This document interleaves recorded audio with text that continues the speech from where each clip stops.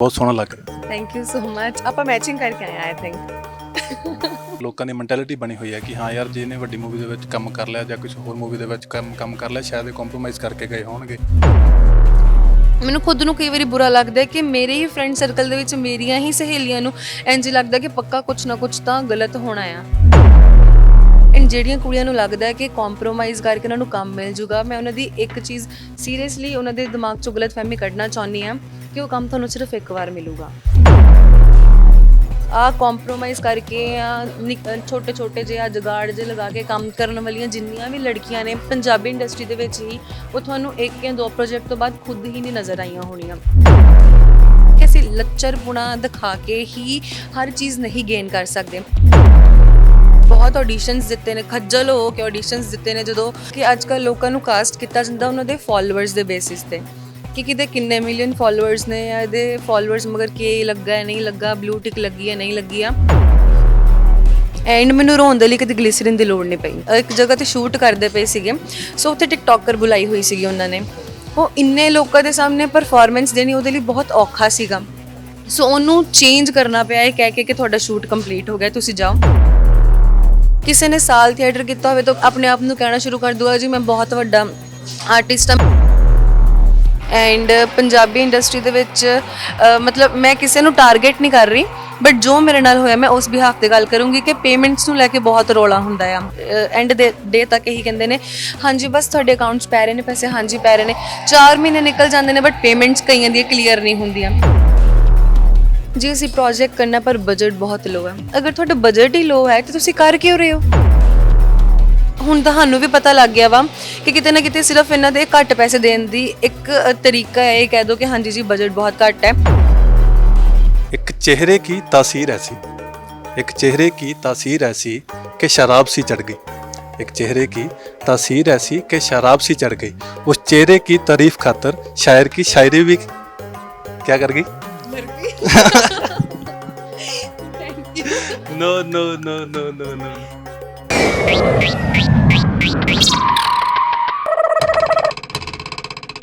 ਸਤਿ ਸ਼੍ਰੀ ਅਕਾਲ ਜੀ, ਤੁਸੀਂ ਦੇਖ ਰਹੇ ਹੋ ਚਸਕਾ ਟੀਵੀ ਤੇ ਮੈਂ ਸ਼ਾਇਨ ਕੋਟਪੂਰਾ।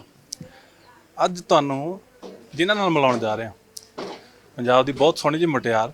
ਬਹੁਤ ਸਾਰੀਆਂ ਪੰਜਾਬੀ ਫਿਲਮਾਂ ਦੇ ਵਿੱਚ ਤੁਸੀਂ ਉਹਨਾਂ ਨੂੰ ਦੇਖਿਆ, ਬਹੁਤ ਸਾਰੀਆਂ ਹਿੰਦੀ ਬਾਲੀਵੁੱਡ ਫਿਲਮਾਂ ਦੇ ਵਿੱਚ ਵੀ ਦੇਖਿਆ, ਵੈਬ ਸੀਰੀਜ਼, ਗਾਣੇ, ਥੀਏਟਰ, ਮੈਂ ਕਹਿੰਦਾ ਪਤਾ ਨਹੀਂ ਕੀ ਕੁਛ ਕਰ ਬੈਠੇ ਨੇ। ਤੇ ਅੱਜ ਸਾਡੇ ਨਾਲ ਮੌਜੂਦ ਨੇ, ਨਾਮ ਹੈ ਦਿਵਜੋਤ ਕੌਰ। ਸਵਾਗਤ ਜੀ। ਸਤਿ ਸ਼੍ਰੀ ਅਕਾਲ ਜੀ। ਚਸਕਾ ਟੀਵੀ ਵਾਲਿਆਂ ਨੂੰ, ਦਰਸ਼ਕਾਂ ਨੂੰ ਮੇਰੇ ਵੱਲੋਂ ਪਿਆਰ ਭਰੀ ਸਤਿ ਸ਼੍ਰੀ ਅਕਾਲ। ਦਿਵਜੋਤ, ਸਭ ਤੋਂ ਪਹਿਲਾਂ ਤਾਂ ਮੈਂ ਕਹੂੰਗਾ ਕਿ ਬਹੁਤ ਸੋਹਣਾ ਲੱਗ ਰਿਹਾ। Thank you so much. ਆਪਾਂ ਮੈਚਿੰਗ ਕਰਕੇ ਆਏ ਆਈ ਥਿੰਕ। ਇਹ ਕਹਿੰਦਾ ਹੁੰਦਾ ਨਾ, ਕਹਿੰਦੇ ਜਦੋਂ ਰੱਬ ਸਬੱਬੀ ਜਦੋਂ ਮੇਲੇ ਕਰਾਉਂਦਾ ਤੇ ਉਹ ਆਪਦੇ ਆਪ ਫਿਰ ਸਾਰੀਆਂ ਮੈਚਿੰਗਾਂ ਕਰਾਉਂਦਾ ਤੁਰਿਆ ਆਉਂਦਾ ਨਾ। ਇਹ ਤਾਂ ਹੈ, ਮੈਂ ਮੰਨਦੀ ਹਾਂ ਇਸ ਚੀਜ਼ ਨੂੰ, ਕਿਉਂਕਿ ਅਕਸਰ ਕਈ ਵਾਰੀ ਹੁੰਦਾ ਹੈ ਕਿ ਅਸੀਂ ਜਿਨ੍ਹਾਂ ਦੇ ਨਾਲ ਦਿਲੋਂ ਜੁੜੇ ਹੁੰਨੇ ਆ ਸਾਨੂੰ ਪਤਾ ਵੀ ਨਹੀਂ ਹੁੰਦਾ, ਬਟ ਕਿਤੇ ਨਾ ਕਿਤੇ ਕੋਈ ਨਾ ਕੋਈ ਚੀਜ਼ ਮੈਚ ਹੋ ਜਾਂਦੀ ਹੈ ਅਨਐਕਸਪੈਕਟਿਡ ਵੇ ਦੇ ਨਾਲ। ਦਿਵਜੋਤ, ਕਿਵੇਂ ਚੱਲ ਰਹੀ ਜ਼ਿੰਦਗੀ ਫਿਰ? ਜ਼ਿੰਦਗੀ ਬਹੁਤ ਬਹੁਤ ਬਹੁਤ ਸੋਹਣੀ ਚੱਲ ਰਹੀ ਆ। ਐਂਡ ਮੇਰੇ ਖਿਆਲ ਨਾਲ 2022 ਮੇਰਾ ਹੁਣ ਤੱਕ ਦਾ ਬੈਸਟ ਸਾਲ ਰਿਹਾ ਆ। ਅੱਛਾ ਦਿਵਜੋਤ, ਸ਼ੁਰੂ ਕਰਦੇ ਹਾਂ ਸਟਾਰਟ ਆਪਾਂ ਤੁਹਾਡੀ ਜਰਨੀ ਬਾਰੇ ਦਰਸ਼ਕਾਂ ਨੂੰ, ਕਿਉਂਕਿ ਜਿਹੜੇ ਤੁਹਾਨੂੰ ਚਾਹਣ ਵਾਲੇ ਆ ਉਹਨਾਂ ਨੂੰ ਬਹੁਤ ਕਰੇਜ਼ ਹੁੰਦਾ ਕਿ ਤੁਹਾਡਾ ਜਿਹੜਾ ਕਦੋਂ ਤੋਂ ਸ਼ੁਰੂ ਕੀਤਾ, ਕਿਵੇਂ ਸ਼ੁਰੂ ਕੀਤਾ, ਕਿਵੇਂ ਇਸ ਲਾਈਨ ਦੇ ਵਿੱਚ ਆਏ। ਮੈਂ ਪਹਿਲਾਂ ਤਾਂ ਪੁੱਛਣਾ ਚਾਹੂੰਗਾ ਕਿ ਸ਼ੁਰੂ ਤੋਂ ਸੋਚਿਆ ਹੋਇਆ ਸੀਗਾ ਕਿ ਮੈਂ ਇੱਧਰ ਮਾਡਲਿੰਗ ਖੇਤਰ ਜਾਂ ਐਕਟਿੰਗ ਲਾਈਨ ਦੇ ਖੇਤਰ ਦੇ ਵਿੱਚ ਆਉਣਾ? ਨਹੀਂ, ਮੈਂ IAS ਆਫਿਸਰ ਬਣਨਾ ਚਾਹੁੰਦੀ ਸੀ, ਜਿਹਦੀਆਂ ਪ੍ਰੈਪਰੇਸ਼ਨਸ ਵੀ ਚੱਲ ਰਹੀਆਂ ਸੀਗੀਆਂ ਸਟੱਡੀ ਦੇ ਨਾਲ ਨਾਲ। ਐਂਡ +2 ਤੋਂ ਬਾਅਦ ਮੈਂ, ਜਿਵੇਂ ਕਹਿੰਦੇ ਨਾ ਕਿ ਕੁਝ ਚੀਜ਼ਾਂ ਜ਼ਿੰਦਗੀ 'ਚ ਹੁੰਦੀਆਂ ਨੇ ਉਹ ਪਰਮਾਤਮਾ ਨੇ ਸੋਚੀਆਂ ਹੁੰਦੀਆਂ ਨੇ, ਅਸੀਂ ਕੁਝ ਹੋਰ ਸੋਚਦੇ ਬਟ ਉਹਨੇ ਕੁਝ ਚੰਗਾ ਸੋਚਿਆ ਹੁੰਦਾ। ਸੋ +2 ਤੋਂ ਬਾਅਦ ਮੈਂ ਆਪਣੇ ਘਰਦਿਆਂ ਨੂੰ ਕਿਹਾ ਸੀਗਾ ਕਿ ਮੈਨੂੰ ਆਊਟ ਆਫ ਸਿਟੀ ਭੇਜੋ, ਮੈਂ ਅੰਮ੍ਰਿਤਸਰ ਤੋਂ, ਜਿਵੇਂ ਮੇਰਾ ਹੋਮ ਟਾਊਨ ਆ, ਬਟ ਉਹਨਾਂ ਨੇ ਮੈਨੂੰ ਨਹੀਂ ਭੇਜਿਆ, ਇਹ ਕਹਿ ਕੇ ਕਿ ਤੈਨੂੰ ਐਕਟੀਵਿਟੀਜ਼ ਦਾ ਬਹੁਤ ਸ਼ੌਂਕ ਆ, ਸੋ ਤੂੰ GNDU ਜਾ, ਮਤਲਬ ਗੁਰੂ ਨਾਨਕ ਦੇਵ ਯੂਨੀਵਰਸਿਟੀ ਅੰਮ੍ਰਿਤਸਰ, तो उत्थे एडमिशन लै, उत्थे बहुत सारे फैसटिवल्स होंदे आ, तू पार्टिसिपेट करी बिकॉज तैनू एक्टिविटीज़ दा शौक आ। नाल तू अपनी स्टडी कंप्लीट कर एंड डिग्री तो बाद आपां इदां करांगे कि तू जिवें पेपर्स की तैयारी करनी, तू दिल्ली जा, जिथे मर्जी जा। सो किते ना किते मैनू घरदियां दी गल मननी पई, उन्हां दी इन्फ्लुएंस चाहिए एंड मैनू समझाउण दे लई मेरे भरा भी बैठे हुए, मम्मा होनी भी बैठे हुए हैं। एंड एक टाइम ते मम्मा इन्ने गुस्से च आ गए सीगे ते वो मैनू कहंदे ठीक है जो तेरी मर्जी है तू वो कर ला। सो ना चाहुंदे होए भी मैनू उस यूनीवर्सिटी एडमिशन लैना पिया, बट कहंदे आ ना कि परमात्मा ने वो सोचिया सीगा मेरा उत्थों दा दाना पानी।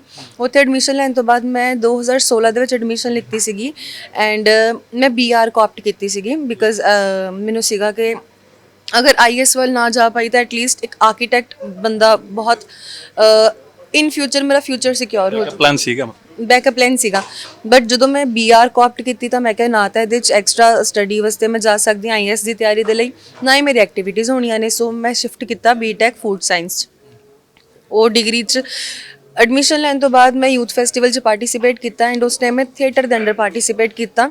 ਸੋ 2017 ਤੱਕ ਆਉਂਦੇ ਯੂਨੀਵਰਸਿਟੀ ਨੇ ਮੈਨੂੰ ਕਿਤੇ ਨਾ ਕਿਤੇ ਸਿਲੈਕਸ਼ਨ ਪੈਨਲ 'ਚ ਬਿਠਾਉਣਾ ਸ਼ੁਰੂ ਕਰਤਾ ਸੀਗਾ, ਜਿਹੜੇ ਅਸੀਂ ਯੂਥ ਫੈਸਟੀਵਲ ਦੇ ਲਈ ਬੱਚੇ ਚੂਜ਼ ਕਰਦੇ ਹਾਂ। ਸੋ ਇੱਕ ਉਹ ਗਰੋਥ ਸੀਗੀ। ਉਸ ਤੋਂ ਬਾਅਦ ਜਿਹੜੇ ਸਾਡੇ ਸਰ ਸੀਗੇ ਜਿਨ੍ਹਾਂ ਨੇ 2016 'ਚ ਸਾਨੂੰ ਯੂਨੀਵਰਸਿਟੀ ਥੀਏਟਰ ਕਰਵਾਇਆ ਸੀਗਾ, ਉਹਨਾਂ ਨੇ ਪਹਿਲੀ ਵਾਰੀ ਮੈਨੂੰ ਮੌਕਾ ਦਿੱਤਾ ਸ਼ਾਰਟ ਮੂਵੀ ਦੇ ਰਾਹੀਂ ਕੈਮਰਾ ਫੇਸ ਕਰਨ ਦੇ ਲਈ। ਉਦੋਂ ਤੱਕ ਵੀ ਮੈਨੂੰ ਇਹ ਨਹੀਂ ਸੀਗਾ ਕਿ ਮੈਂ ਇਸ ਲਾਈਨ ਦੇ ਵਿੱਚ ਆਉਣਾ ਹੈ, ਮੈਂ ਸਿਰਫ ਇੱਕ ਐਂਟਰਟੇਨਮੈਂਟ ਪਰਪਸ ਦੇ ਲਈ ਉਹ ਕਰਦੀ ਪਈ ਸੀਗੀ, ਬਟ ਮੇਰੇ ਵਾਸਤੇ ਉਹ ਬੜੀ ਵੱਡੀ ਚੀਜ਼ ਸੀਗੀ। ਸੋ ਉੱਥੋਂ ਮੇਰੀ ਜਰਨੀ ਇਸ ਕਦਰ ਸਟਾਰਟ ਹੋਈ ਕਿ 2018 ਦੇ ਵਿੱਚ ਮੈਂ ਮਿਸ ਇੰਡੀਆ ਗਲੈਮਰ ਦੇ ਵਿੱਚ ਗਈ and I was in top 4 ਤੇ ਮਿਸ ਇੰਡੀਆ ਟ੍ਰੈਡੀਸ਼ਨਲ ਆਈਕਨ ਵੀ ਮੈਂ ਜਿੱਤਿਆ। ਉੱਥੋਂ ਨਿਕਲ ਕੇ ਤਾਂ ਇੱਕ ਨਾਟਸ਼ਾਲਾ ਐਸੀ ਜਗ੍ਹਾ ਆ ਜਿਹੜੀ ਥੀਏਟਰ ਦੀ ਸਭ ਤੋਂ ਅਹਿਮ ਜਗ੍ਹਾ ਹੈ ਅੰਮ੍ਰਿਤਸਰ ਦੇ ਵਿੱਚ, ਜਿਹਨੂੰ ਲੋਕ ਪੂਜਦੇ ਨੇ, ਜਿੱਥੋਂ ਬਹੁਤ ਵੱਡੇ ਵੱਡੇ ਕਲਾਕਾਰ ਨਿਕਲੇ ਨੇ। ਸੋ ਮੈਨੂੰ ਉੱਥੋਂ ਆਫਰ ਆਈ ਨਾਟਕ ਦੇ ਲਈ ਐਂਡ ਇੱਕ ਟਾਈਮ ਸੀਗਾ ਜਦੋਂ ਮੈਂ ਉੱਥੇ ਨਾਟਕ ਦੇਖਣ ਜਾਂਦੀ ਸੀਗੀ ਤੇ ਕਿਤੇ ਨਾ ਕਿਤੇ ਮਨ 'ਚ ਇਹ ਚੀਜ਼ ਸੀਗੀ ਕਿ ਪਤਾ ਨਹੀਂ ਮੈਂ ਇਸ ਸਟੇਜ ਦੇ ਉੱਪਰ ਪਰਫਾਰਮ ਕਰ ਪਾਉਂਗੀ ਕਿ ਨਹੀਂ। ਸੋ ਉਹ ਮੇਰੀ ਜ਼ਿੰਦਗੀ ਦਾ ਸਭ ਤੋਂ ਵੱਡਾ ਟਰਨਿੰਗ ਪੁਆਇੰਟ ਸੀਗਾ ਬਿਕਾਜ਼ ਉੱਥੇ ਪਰਫਾਰਮ ਕਰਦੇ ਦੇਖ ਕੇ ਮੇਰੇ ਕੋਲ ਮਿਊਜ਼ਿਕ ਵੀਡੀਓਜ਼ ਦੇ ਆਫਰਸ ਆਏ। ਮਿਊਜ਼ਿਕ ਵੀਡੀਓਜ਼ ਕਰਦੇ ਕਰਦੇ ਮੇਰੇ ਕੋਲ ਅੱਛੀਆਂ ਮੂਵੀਜ਼ ਦੇ ਕੰਟੈਂਟ ਆਏ। ਚੰਡੀਗੜ੍ਹ ਗਰਲਜ਼ ਵੈਬ ਸੀਰੀਜ਼ ਜਿਹੜੀ ਮੇਰੀ ਰੀਸੈਂਟਲੀ ਰਿਲੀਜ਼ ਹੋਈ ਹੈ ਸਿੰਗਲ ਟਰੈਕ ਦੇ ਨਾਲ, ਮੈਨੂੰ ਉਹ ਵੀ ਮੇਰੀ ਥੀਏਟਰ ਦੇ ਬਦੌਲਤ ਮਿਲੀ ਬਿਕਾਜ਼ ਉਸ ਟਾਈਮ ਤੇ ਮੈਂ ਅਨੀਤਾ ਦੇਵਗਨ ਮੈਮ ਦੇ ਨਾਲ ਇੱਕ ਪਲੇ ਸੀਗਾ ਜੋ ਟੈਗੋਰ ਕਰਨ ਆਈ ਸੀਗੀ ਚੰਡੀਗੜ੍ਹ। ਸੋ ਕਿਰਪਾਲ ਸੈਣੀ ਸਰ ਨੇ ਜਿਹੜੇ ਸਾਡੇ ਡਾਇਰੈਕਟਰ ਸੀਗੇ ਉਹ ਮੇਰਾ ਨਾਟਕ ਦੇਖਣ ਆਏ ਸੀਗੇ ਸਪੈਸ਼ਲੀ ਸਿਰਫ ਤੇ ਸਿਰਫ ਇਸ ਵਾਸਤੇ ਬਿਕਾਜ਼ ਉਹਨਾਂ ਨੇ ਮੈਨੂੰ ਸੀਰੀਜ਼ 'ਚ ਕਾਸਟ ਕਰਨਾ ਸੀਗਾ। ਸੋ ਮੇਰਾ ਕੰਮ ਦੇਖਣ ਆਏ ਸੀਗੇ ਉੱਥੇ, ਕੰਮ ਦੇਖਿਆ ਉਹਨਾਂ ਨੇ, ਪਰਫਾਰਮ ਕਰਦੇ ਦੇਖਿਆ ਲਾਈਵ। ਉਸ ਤੋਂ ਬਾਅਦ ਮੈਨੂੰ ਮੇਰੀ ਜ਼ਿੰਦਗੀ ਦਾ ਸਭ ਤੋਂ ਵੱਡਾ ਪ੍ਰੋਜੈਕਟ 2019 'ਚ ਮਿਲਿਆ ਬਟ ਉਹਦੇ 'ਚ ਵੀ ਇੱਦਾਂ ਸੀਗਾ ਕਿ ਉਸ ਟਾਈਮ ਤੱਕ ਮੈਂ ਚੰਡੀਗੜ੍ਹ ਸ਼ਿਫਟ ਨਹੀਂ ਸੀ ਹੋਈ ਤੇ ਅੰਮ੍ਰਿਤਸਰ ਤੋਂ ਸਵੇਰ ਚੰਡੀਗੜ੍ਹ ਆਉਣਾ, ਸਰ ਨੂੰ 2-3 ਘੰਟੇ ਉਹਨਾਂ ਦੇ ਜਿਹੜੇ ਆਫਿਸ ਵਗੈਰਾ ਹੈਗਾ ਸਾਰਾ ਕਨਸੈਪਟ ਸੁਣ ਕੇ ਸਿੰਗਲ ਟਰੈਕ ਦੇ ਸਟੂਡੀਓ ਜਾ ਕੇ ਐਗਰੀਮੈਂਟਸ ਵਗੈਰਾ ਸਾਈਨ ਕਰਕੇ ਫਿਰ ਵਾਪਸ ਜਾਣਾ ਐਂਡ ਫਿਰ ਆਉਣਾ ਫਿਰ ਵਾਪਸ ਜਾਣਾ। ਐਂਡ ਸਭ ਤੋਂ ਜ਼ਰੂਰੀ ਗੱਲ ਕਿ ਜਦੋਂ ਇਸ ਸੀਰੀਜ਼ ਦਾ ਸ਼ੂਟ ਚੱਲ ਰਿਹਾ ਸੀਗਾ ਜਿਹੜੀ ਜਗ੍ਹਾ ਸਾਨੂੰ ਰਹਿਣ ਵਾਸਤੇ ਦਿੱਤੀ ਗਈ ਸੀਗੀ ਮੇਰੇ ਲਈ ਅਨਕੰਫਰਟੇਬਲ ਸੀਗੀ ਬਿਕਾਜ਼ ਮੈਂ ਕਦੀ ਉੱਦਾਂ ਦੇ ਮਾਹੌਲ 'ਚ ਰਹੀ ਨਹੀਂ ਸੀਗੀ ਐਂਡ ਮੋਰ ਓਵਰ ਤੋਂ ਗਰਮੀ ਬਹੁਤ ਹੁੰਦੀ ਸੀਗੀ।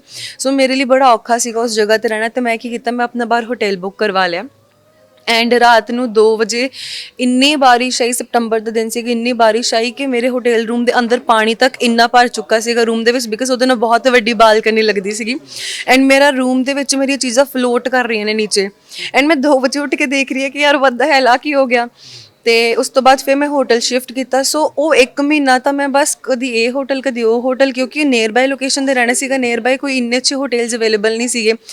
ਉਹ ਮੇਰੇ ਲਈ ਸਭ ਤੋਂ ਜ਼ਿਆਦਾ ਔਖਾ ਸ਼ੂਟ ਸੀਗਾ ਐਂਡ ਮੈਨੂੰ ਲੱਗਦਾ ਜਿੰਨੀ ਮੈਂ ਉਹਦੇ 'ਚੋਂ ਕਮਾਈ ਕੀਤੀ ਉਹਦੇ ਨਾਲੋਂ ਵੱਧ ਤਾਂ ਮੇਰੀ ਹੋਟਲ ਬਿਲਸ ਪੇ ਕਰਨ 'ਤੇ ਹੀ ਨਿਕਲ ਚੁੱਕੀ ਸੀਗੀ ਐਂਡ ਐਟ ਦੈਟ ਟਾਈਮ ਮੇਰਾ ਇੰਨਾ ਨਾਮ ਵੀ ਨਹੀਂ ਸੀਗਾ ਕਿ ਕੋਈ ਮੈਨੂੰ ਆ ਕਵੇ ਕਿ ਨਹੀਂ ਮੈਮ ਅਸੀਂ ਤੁਹਾਡਾ ਸਟੇ ਅਰੇਂਜ ਕਰਵਾ ਦਿੰਦੇ ਹਾਂ ਬਿਕਾਜ਼ ਸਾਰੇ ਆਰਟਿਸਟ ਵਾਸਤੇ ਜਿਹੜਾ ਉਹਨਾਂ ਨੇ ਅਰੇਂਜਮੈਂਟ ਕਰਵਾਇਆ ਸੀਗਾ ਉਹ ਆਪਣੀ ਜਗ੍ਹਾ 'ਤੇ ਸਹੀ ਸੀ ਬਟ ਮੈਨੂੰ ਇੱਕ OCD ਹੁੰਦੀ ਨਾ ਕਿ ਤੁਹਾਨੂੰ ਖਲਾਰਾ ਨਹੀਂ ਪਸੰਦ, ਤੁਸੀਂ ਬਹੁਤ ਸਾਫ਼ ਸੁਥਰੀ ਜਗ੍ਹਾ 'ਤੇ ਰਹਿਣਾ ਪਸੰਦ ਕਰਦੇ ਹੋ। ਸੋ ਉਸ ਚੀਜ਼ ਕਰਕੇ ਮੈਂ ਆਪਣਾ ਸਾਰਾ ਦਾ ਸਾਰਾ ਪੈਸਾ ਹੋਟਲ ਦੇ ਬਿੱਲ ਪੇ ਕਰਨ 'ਤੇ ਡਾ ਦਿੱਤਾ ਐਂਡ ਜਿਹੜੇ ਇਨਸੀਡੈਂਟਸ ਹੋਏ ਮਤਲਬ ਕਾਕਰੋਚਿਸ ਤੈਰ ਕੇ ਬਾਹਰੋਂ ਅੰਦਰ ਤੱਕ ਆ ਰਹੇ ਨੇ ਬਾਰਿਸ਼ ਦੇ ਮੌਸਮ ਦੇ ਵਿੱਚ ਐਂਡ ਮੈਂ ਚੀਕਾਂ ਮਾਰ ਰਹੀ ਹਾਂ, ਕਾਲ ਕਰ ਰਹੀ ਹਾਂ, ਰਾਤ ਨੂੰ ਕੋਈ ਕਾਲ ਨਹੀਂ ਚੁੱਕਦਾ ਪਿਆ।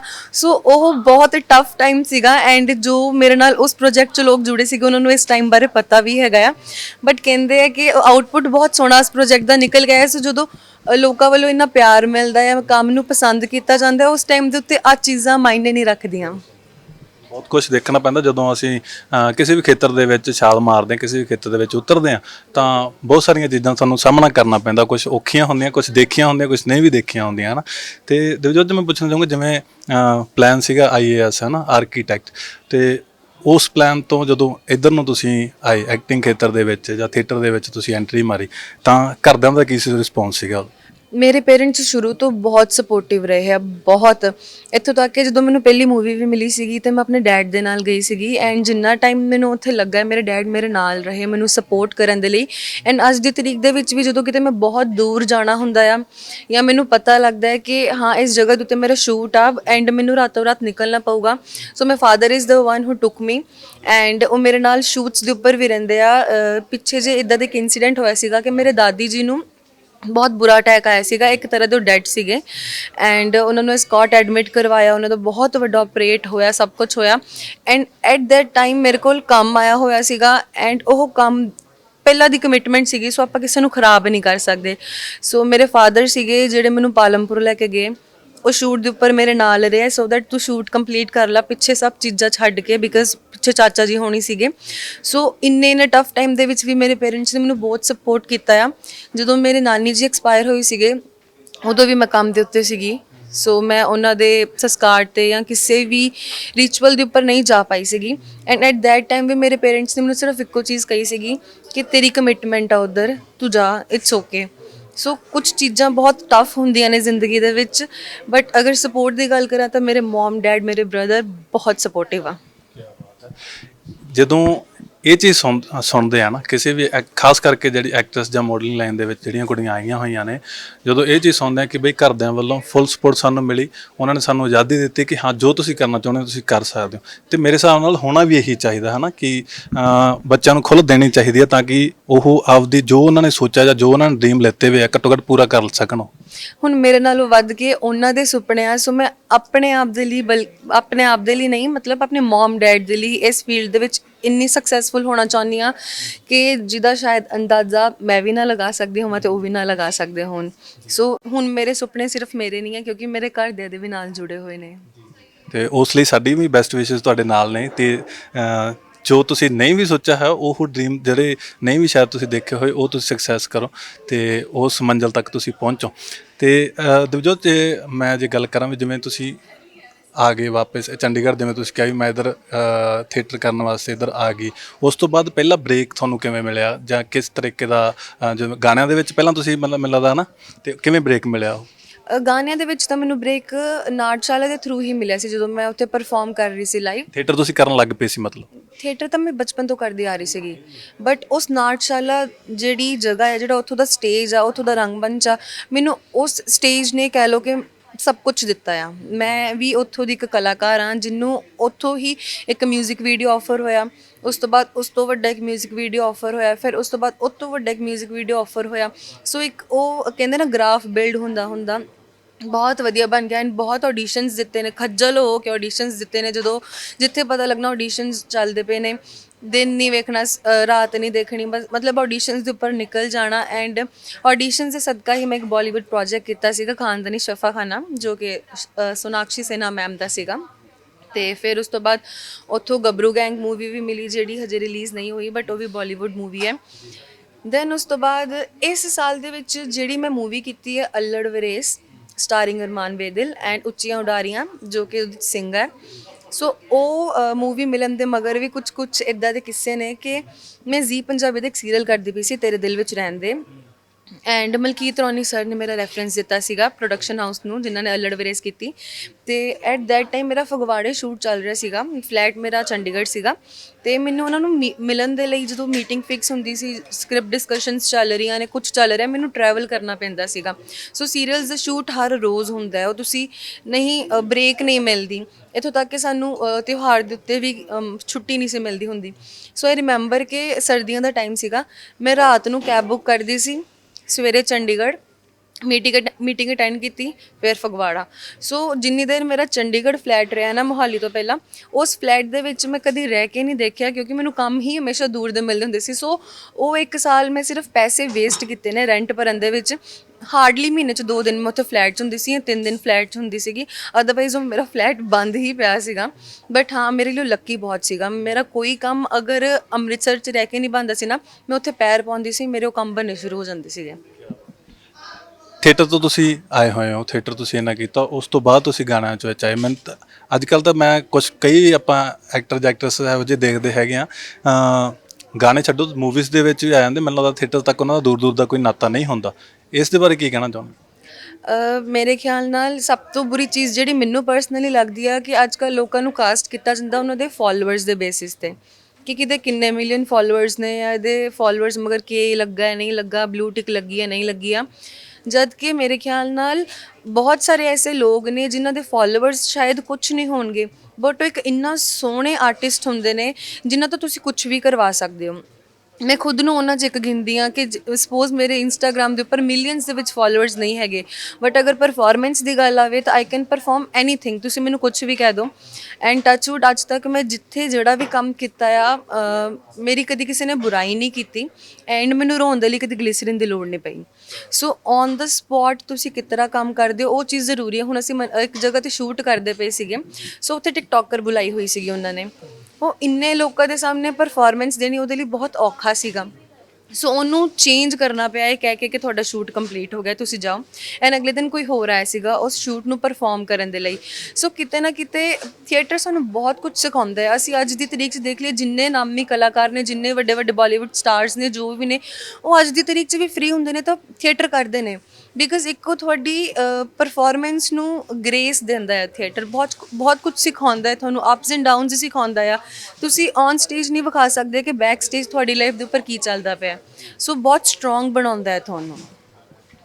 ਸਾਡੀ ਵੀ ਇੱਕ ਅਪੀਲ ਕਹਿ ਲਓ ਜਾਂ ਰਿਕੁਐਸਟ ਕਹਿ ਲਓ ਪ੍ਰੋਡਕਸ਼ਨ ਹਾਊਸਸ ਨੂੰ ਪੰਜਾਬ ਦੇ, ਬਹੁਤ ਖੁਸ਼ੀ ਹੁੰਦੀ ਹੈ ਜਦੋਂ ਕੋਈ ਬਾਹਰਲਾ ਬੰਦਾ ਆ ਕੇ ਕਹਿੰਦਾ ਕਿ ਪੰਜਾਬੀ ਇੰਡਸਟਰੀ ਬਹੁਤ ਜ਼ਿਆਦਾ ਗਰੋ ਕਰ ਰਹੀ ਹੈਗੀ ਹੈ, ਬਹੁਤ ਸਾਰੀਆਂ ਨਵੀਆਂ ਫਿਲਮਾਂ ਆ ਰਹੀਆਂ ਹੈਗੀਆਂ, ਬਹੁਤ ਸਾਰੇ ਨਵੇਂ ਪ੍ਰੋਜੈਕਟ ਆ ਰਹੇ ਹੈਗੇ ਨੇ, ਪਰ ਰੈਪੂਟੇਸ਼ਨ ਜਦੋਂ ਦੇਖਣ ਨੂੰ ਮਿਲਦੀ ਆ ਆਰਟਿਸਟਾਂ ਦੀ ਤਾਂ ਉਹ ਕਿਤੇ ਨਾ ਕਿਤੇ ਖਲਦੀ ਹੈਗੀ ਆ, ਦਰਸ਼ਕਾਂ ਨੂੰ ਵੀ ਤੇ ਚਾਹਣ ਵਾਲਿਆਂ ਨੂੰ ਵੀ। ਹੋਣਾ ਇਹ ਚਾਹੀਦਾ ਕਿ ਮੈਨੂੰ ਲੱਗਦਾ ਕਿ ਪ੍ਰੋਪਰ ਆਡੀਸ਼ਨ ਹੋਣ ਤਾਂ ਕਿ ਜਿਹੜਾ ਨਵਾਂ ਟੈਲੈਂਟ ਹੈਗਾ, ਕਿਉਂਕਿ ਜਿਵੇਂ ਤੁਸੀਂ ਗੱਲ ਕੀਤੀ ਫੋਲੋਅਰਸ ਦੀ, ਹੈ ਨਾ, ਫੋਲੋਅਰਸ ਵੀ ਤਾਂ ਹੀ ਬਣਨੇ ਜੇ ਉਹਨਾਂ ਨੂੰ ਓਪਰਚੁਨਿਟੀਜ਼ ਮਿਲਣਗੀਆਂ, ਹੈ ਨਾ। ਜੇ ਉਹਨੂੰ ਓਪਰਚੁਨਿਟੀਜ਼ ਹੀ ਨਹੀਂ ਮਿਲਣਗੀਆਂ ਤੇ ਉਹੀ ਆਪਣਾ ਮਤਲਬ ਰੈਪੂਟੇਸ਼ਨ ਚੱਲੀ ਜਾਣੀ ਆਰਟਿਸਟ ਦੀ, ਫਿਰ ਮਤਲਬ ਜ਼ਿਆਦਾ ਦੂਰ ਨਹੀਂ ਜਾ ਸਕਦੀ ਇੰਡਸਟਰੀ। ਮਤਲਬ ਪੰਜਾਬੀ ਇੰਡਸਟਰੀ ਨੇ ਹੁਣ ਤੱਕ ਬਹੁਤ ਗਰੋਥ ਕੀਤੀ ਹੈ, ਬਹੁਤ ਜ਼ਿਆਦਾ, ਇਹਦੇ 'ਚ ਕੋਈ ਦੋ ਰਾਏ ਨਹੀਂ ਹੈ। ਬਟ ਅਗਰ ਅਸੀਂ ਬਾਲੀਵੁੱਡ ਇੰਡਸਟਰੀ ਦੀ ਗੱਲ ਕਰੀਏ ਨਾ ਤਾਂ ਉੱਥੇ ਇੱਕ ਨਿੱਕੇ ਜਿੰਨੇ ਡਰਾਈਵਰ ਦੇ ਰੋਲ ਦੇ ਲਈ ਵੀ ਪ੍ਰੋਪਰ ਆਡੀਸ਼ਨਸ ਹੁੰਦੇ ਨੇ। ਅਗਰ ਉੱਥੇ ਉਹਨਾਂ ਨੇ ਪਿੱਛੇ ਕੋਈ ਸਿਰਫ ਤੇ ਸਿਰਫ ਕਰਾਊਡ ਇਕੱਠਾ ਕਰਨਾ ਹੈ ਤਾਂ ਉਹਦੇ ਮਗਰ ਵੀ ਪ੍ਰੋਪਰ ਚੰਗੇ ਤਰੀਕੇ ਨਾਲ ਕਾਸਟਿੰਗ ਹੁੰਦੀ ਆ। ਨਹੀਂ ਕਿ ਅਗਰ ਪ੍ਰੋਡਕਸ਼ਨ 'ਚ ਕੋਈ ਹੈਗਾ ਤੁਹਾਨੂੰ ਕਹਿ ਤਾ ਕਿ ਤੂੰ ਡਰਾਈਵਰ ਬਣ ਜਾ, ਜਾਂ ਕੋਈ ਵੀ ਸੈੱਟ ਦੇ ਉੱਪਰ ਕੋਈ ਵੀ ਅਵੇਲੇਬਲ ਉਹਨੂੰ ਕਹਿ ਤਾ ਕਿ ਤੁਸੀਂ ਕਰਾਊਡ ਦੇ ਵਿੱਚ ਖੜੇ ਹੋ ਜੋ। ਸੋ ਉਹ ਬਹੁਤ ਪ੍ਰੋਫੈਸ਼ਨਲ ਨੇ। ਜਦੋਂ ਇਹ ਚੀਜ਼ਾਂ ਆਪਣੀ ਇੰਡਸਟਰੀ 'ਚ ਆਉਣੀਆਂ ਸ਼ੁਰੂ ਹੋ ਜਾਣਗੀਆਂ ਤਾਂ ਮੇਰੇ ਖਿਆਲ ਨਾਲ ਬਹੁਤ ਰੋਜ਼ਗਾਰ ਵੀ ਮਿਲੂਗਾ ਉਹਨਾਂ ਆਰਟਿਸਟਾਂ ਨੂੰ ਜਿਹੜੇ ਹੁਣ ਤੱਕ ਬਹੁਤ ਮਿਹਨਤ ਕਰਦੇ ਪਏ ਆ। ਥੀਏਟਰ ਨਾਲ ਜਿਹੜੇ ਜੁੜੇ ਹੋਏ ਆਰਟਿਸਟ ਹੈਗੇ ਨੇ, ਜਾਂ ਜਿਹੜੇ ਵੈਸੇ ਜਿਵੇਂ ਆਪਾਂ ਕਹਿ ਦਈਏ ਵੀ ਜਿਹੜੇ ਉਹੀ ਰੈਪੂਟੇਸ਼ਨ ਵਾਲੇ ਆਰਟਿਸਟ, ਉਹਨਾਂ ਨੂੰ 1 ਮਹੀਨੇ ਦੀ ਵਰਕਸ਼ਾਪ ਲਵਾਈ ਤੇ ਸਿੱਧਾ ਮੂਵੀ ਦੇ ਵਿੱਚ ਵਾਰਤਾ, ਹੈ ਨਾ, ਕਿ ਜਿੰਨਾ ਕੁ ਉਹਨਾਂ ਰੋਲ ਆ ਉਹਨਾਂ ਕਿਤੇ ਉਹਨਾਂ ਤੋਂ ਕਰਵਾ ਲਾਂਗੇ। ਇੱਕ ਤਾਂ ਉਹ ਸੋਚ ਲੈ ਕੇ ਚੱਲਣਾ, ਇੱਕ ਸੋਚ ਲੈ ਕੇ ਚੱਲਣਾ ਕਿ ਜਿਹੜੇ ਥੀਏਟਰ ਨਾਲ ਜੁੜੇ ਹੋਏ ਆਰਟਿਸਟ ਨੇ ਉਹਨਾਂ ਨੂੰ ਹੀ ਲਿੱਤਾ ਜਾਵੇ, ਉਹਨਾਂ ਦੇ ਐਡੀਸ਼ਨ ਲਿੱਤੇ ਜਾਣ, ਉਹਨਾਂ ਨੂੰ ਫਿਲਮ ਦੇ ਵਿੱਚ ਲੈ ਜਾਓ, ਉਸ ਤਰੀਕੇ ਦਾ ਕਾਸਟ ਕੀਤਾ ਜਾਵੇ ਸਾਰਾ ਕੁਛ, ਹੈ ਨਾ। ਤੁਸੀਂ ਕੀ ਮੰਨਦੇ ਹੋਗੇ ਕਿ ਉਹਨਾਂ ਜਦੋਂ ਇਹ ਚੀਜ਼ਾਂ ਹੋਣ ਲੱਗ ਜਾਣਗੀਆਂ, ਉਹ ਪਹਿਲੇ ਵਾਲੇ ਪਹਿਲੂ ਤੇ ਦੂਸਰੇ ਵਾਲੇ ਪਹਿਲੂ ਦੇ ਵਿੱਚ ਫਰਕ ਕੀ ਵੇਖਣ ਨੂੰ ਮਿਲੂਗਾ ਆਡੀਅנס ਨੂੰ? ਮੇਰੇ ਖਿਆਲ ਨਾਲ ਕਈ ਵਾਰੀ ਜਿਨ੍ਹਾਂ ਨੇ ਥੀਏਟਰ ਨਹੀਂ ਵੀ ਕੀਤਾ ਹੁੰਦਾ ਉਹਨਾਂ 'ਚੋਂ ਵੀ ਚੰਦ ਐਸੇ ਲੋਕ ਹੁੰਦੇ ਨੇ ਜੋ ਬਹੁਤ ਸੋਹਣਾ ਪਰਫਾਰਮ ਕਰ ਸਕਦੇ ਆ। ਬਟ ਅਗਰ ਅਸੀਂ ਆਡੀਸ਼ਨਸ ਰੱਖਣੇ ਸ਼ੁਰੂ ਕਰ ਦਿੰਦੇ ਹਰ ਇੱਕ ਪ੍ਰੋਜੈਕਟ ਦੇ ਲਈ ਵਧੀਆ ਤਰੀਕੇ ਨਾਲ ਅਨਾਊਂਸ ਕਰਕੇ ਕਿ ਹਰ ਕਿਸੇ ਦੇ ਕੰਨ 'ਚ ਇਹ ਚੀਜ਼ ਪਵੇ ਕਿ ਹਾਂ ਆਡੀਸ਼ਨਸ ਹੋ ਰਹੇ ਨੇ, ਤੁਸੀਂ ਪਹੁੰਚੋ, ਕਿਹੜਾ ਪ੍ਰੋਡਕਸ਼ਨ ਹਾਊਸ ਹੈਗਾ ਕਿਹੜਾ ਨਹੀਂ ਹੈਗਾ, ਤਾਂ ਮੇਰੇ ਖਿਆਲ ਨਾਲ ਦੋਨਾਂ ਧਿਰਾਂ ਦੇ ਵਿੱਚੋਂ ਕੁਝ ਐਸੇ ਲੋਕ ਜ਼ਰੂਰ ਸਾਨੂੰ ਦੇਖਣ ਨੂੰ ਮਿਲੂਗੇ ਜੋ ਬਹੁਤ ਸੋਹਣਾ ਪਰਫਾਰਮ ਕਰਦੇ ਹੋਣਗੇ। ਸੋ ਕਈ ਵਾਰੀ ਕੀ ਹੁੰਦਾ ਹੈ ਕਿ ਕਿਸੇ ਨੇ ਸਾਲ ਥੀਏਟਰ ਕੀਤਾ ਹੋਵੇ ਤਾਂ ਆਪਣੇ ਆਪ ਨੂੰ ਕਹਿਣਾ ਸ਼ੁਰੂ ਕਰ ਦੂਗਾ ਜੀ ਮੈਂ ਬਹੁਤ ਵੱਡਾ ਆਰਟਿਸਟ ਆ, ਮੈਂ ਬਹੁਤ ਕੰਮ ਕੀਤਾ ਆ। ਬਟ ਨਹੀਂ, ਮੇਰੇ ਖਿਆਲ ਨਾਲ ਤੁਹਾਨੂੰ ਐਕਸਪੀਰੀਅੰਸ ਦੇ ਨਾਲ ਚੀਜ਼ਾਂ ਜਿਹੜੀਆਂ ਨੇ ਉਹ ਜ਼ਿਆਦਾ ਸਿੱਖਣ ਨੂੰ ਮਿਲਦੀਆਂ ਨੇ, ਨਾ ਕਿ ਤੁਸੀਂ ਇੱਕ ਅੱਧਾ ਸਾਲ ਕੁਝ ਪਰਫਾਰਮ ਕਰਕੇ ਆਪਣੇ ਆਪ ਨੂੰ ਇੰਨਾ ਵੱਡਾ ਆਰਟਿਸਟ ਦੱਸੋ ਜਾਂ ਇੱਕ ਅੱਧਾ ਪਲੇ ਕਰਕੇ ਆਪਣੇ ਆਪ ਨੂੰ ਇੰਨਾ ਵੱਡਾ ਆਰਟਿਸਟ ਦੱਸੋ। ਹੁਣ ਕਈ ਬਾਏ ਬਰਥ ਹੀ ਬਹੁਤ ਟੈਲੈਂਟਡ ਹੁੰਦੇ ਨੇ ਲੋਕ, ਜਿਨ੍ਹਾਂ ਨੇ ਸ਼ਾਇਦ ਮੇਰੇ ਖਿਆਲ ਨਾਲ ਇੰਨੀਆਂ ਵਰਕਸ਼ਾਪਸ ਵੀ ਨਹੀਂ ਲਾਈਆਂ ਹੁੰਦੀਆਂ ਜਾਂ ਪਲੇ ਵੀ ਨਹੀਂ ਕੀਤੇ ਹੁੰਦੇ, ਬਟ ਉਹ ਬਹੁਤ ਸੋਹਣੇ ਆਰਟਿਸਟ ਹੁੰਦੇ ਆ।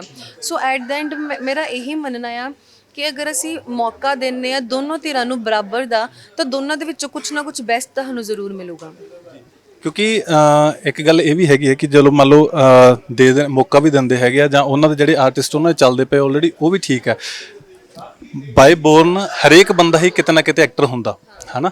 ਨੈਚੁਰਲ ਜਿਹੜੇ ਉਹਦੇ ਲੈਵਲ ਦਾ ਜਿਹੜਾ ਹੋਊਗਾ ਜਾਂ ਜਿਹੋ ਜਿਹਾ ਉਹਨੂੰ ਰੋਲ ਦਿੱਤਾ ਹੋਊਗਾ, ਚਲੋ ਇੱਕ ਤਰੀਕੇ ਨਾਲ ਨਿਭਾ ਲੂਗਾ, ਪਰ ਕ੍ਰੀਏਟੀਵਿਟੀ ਰੁਕ ਜੂਗੀ, ਹਨਾ।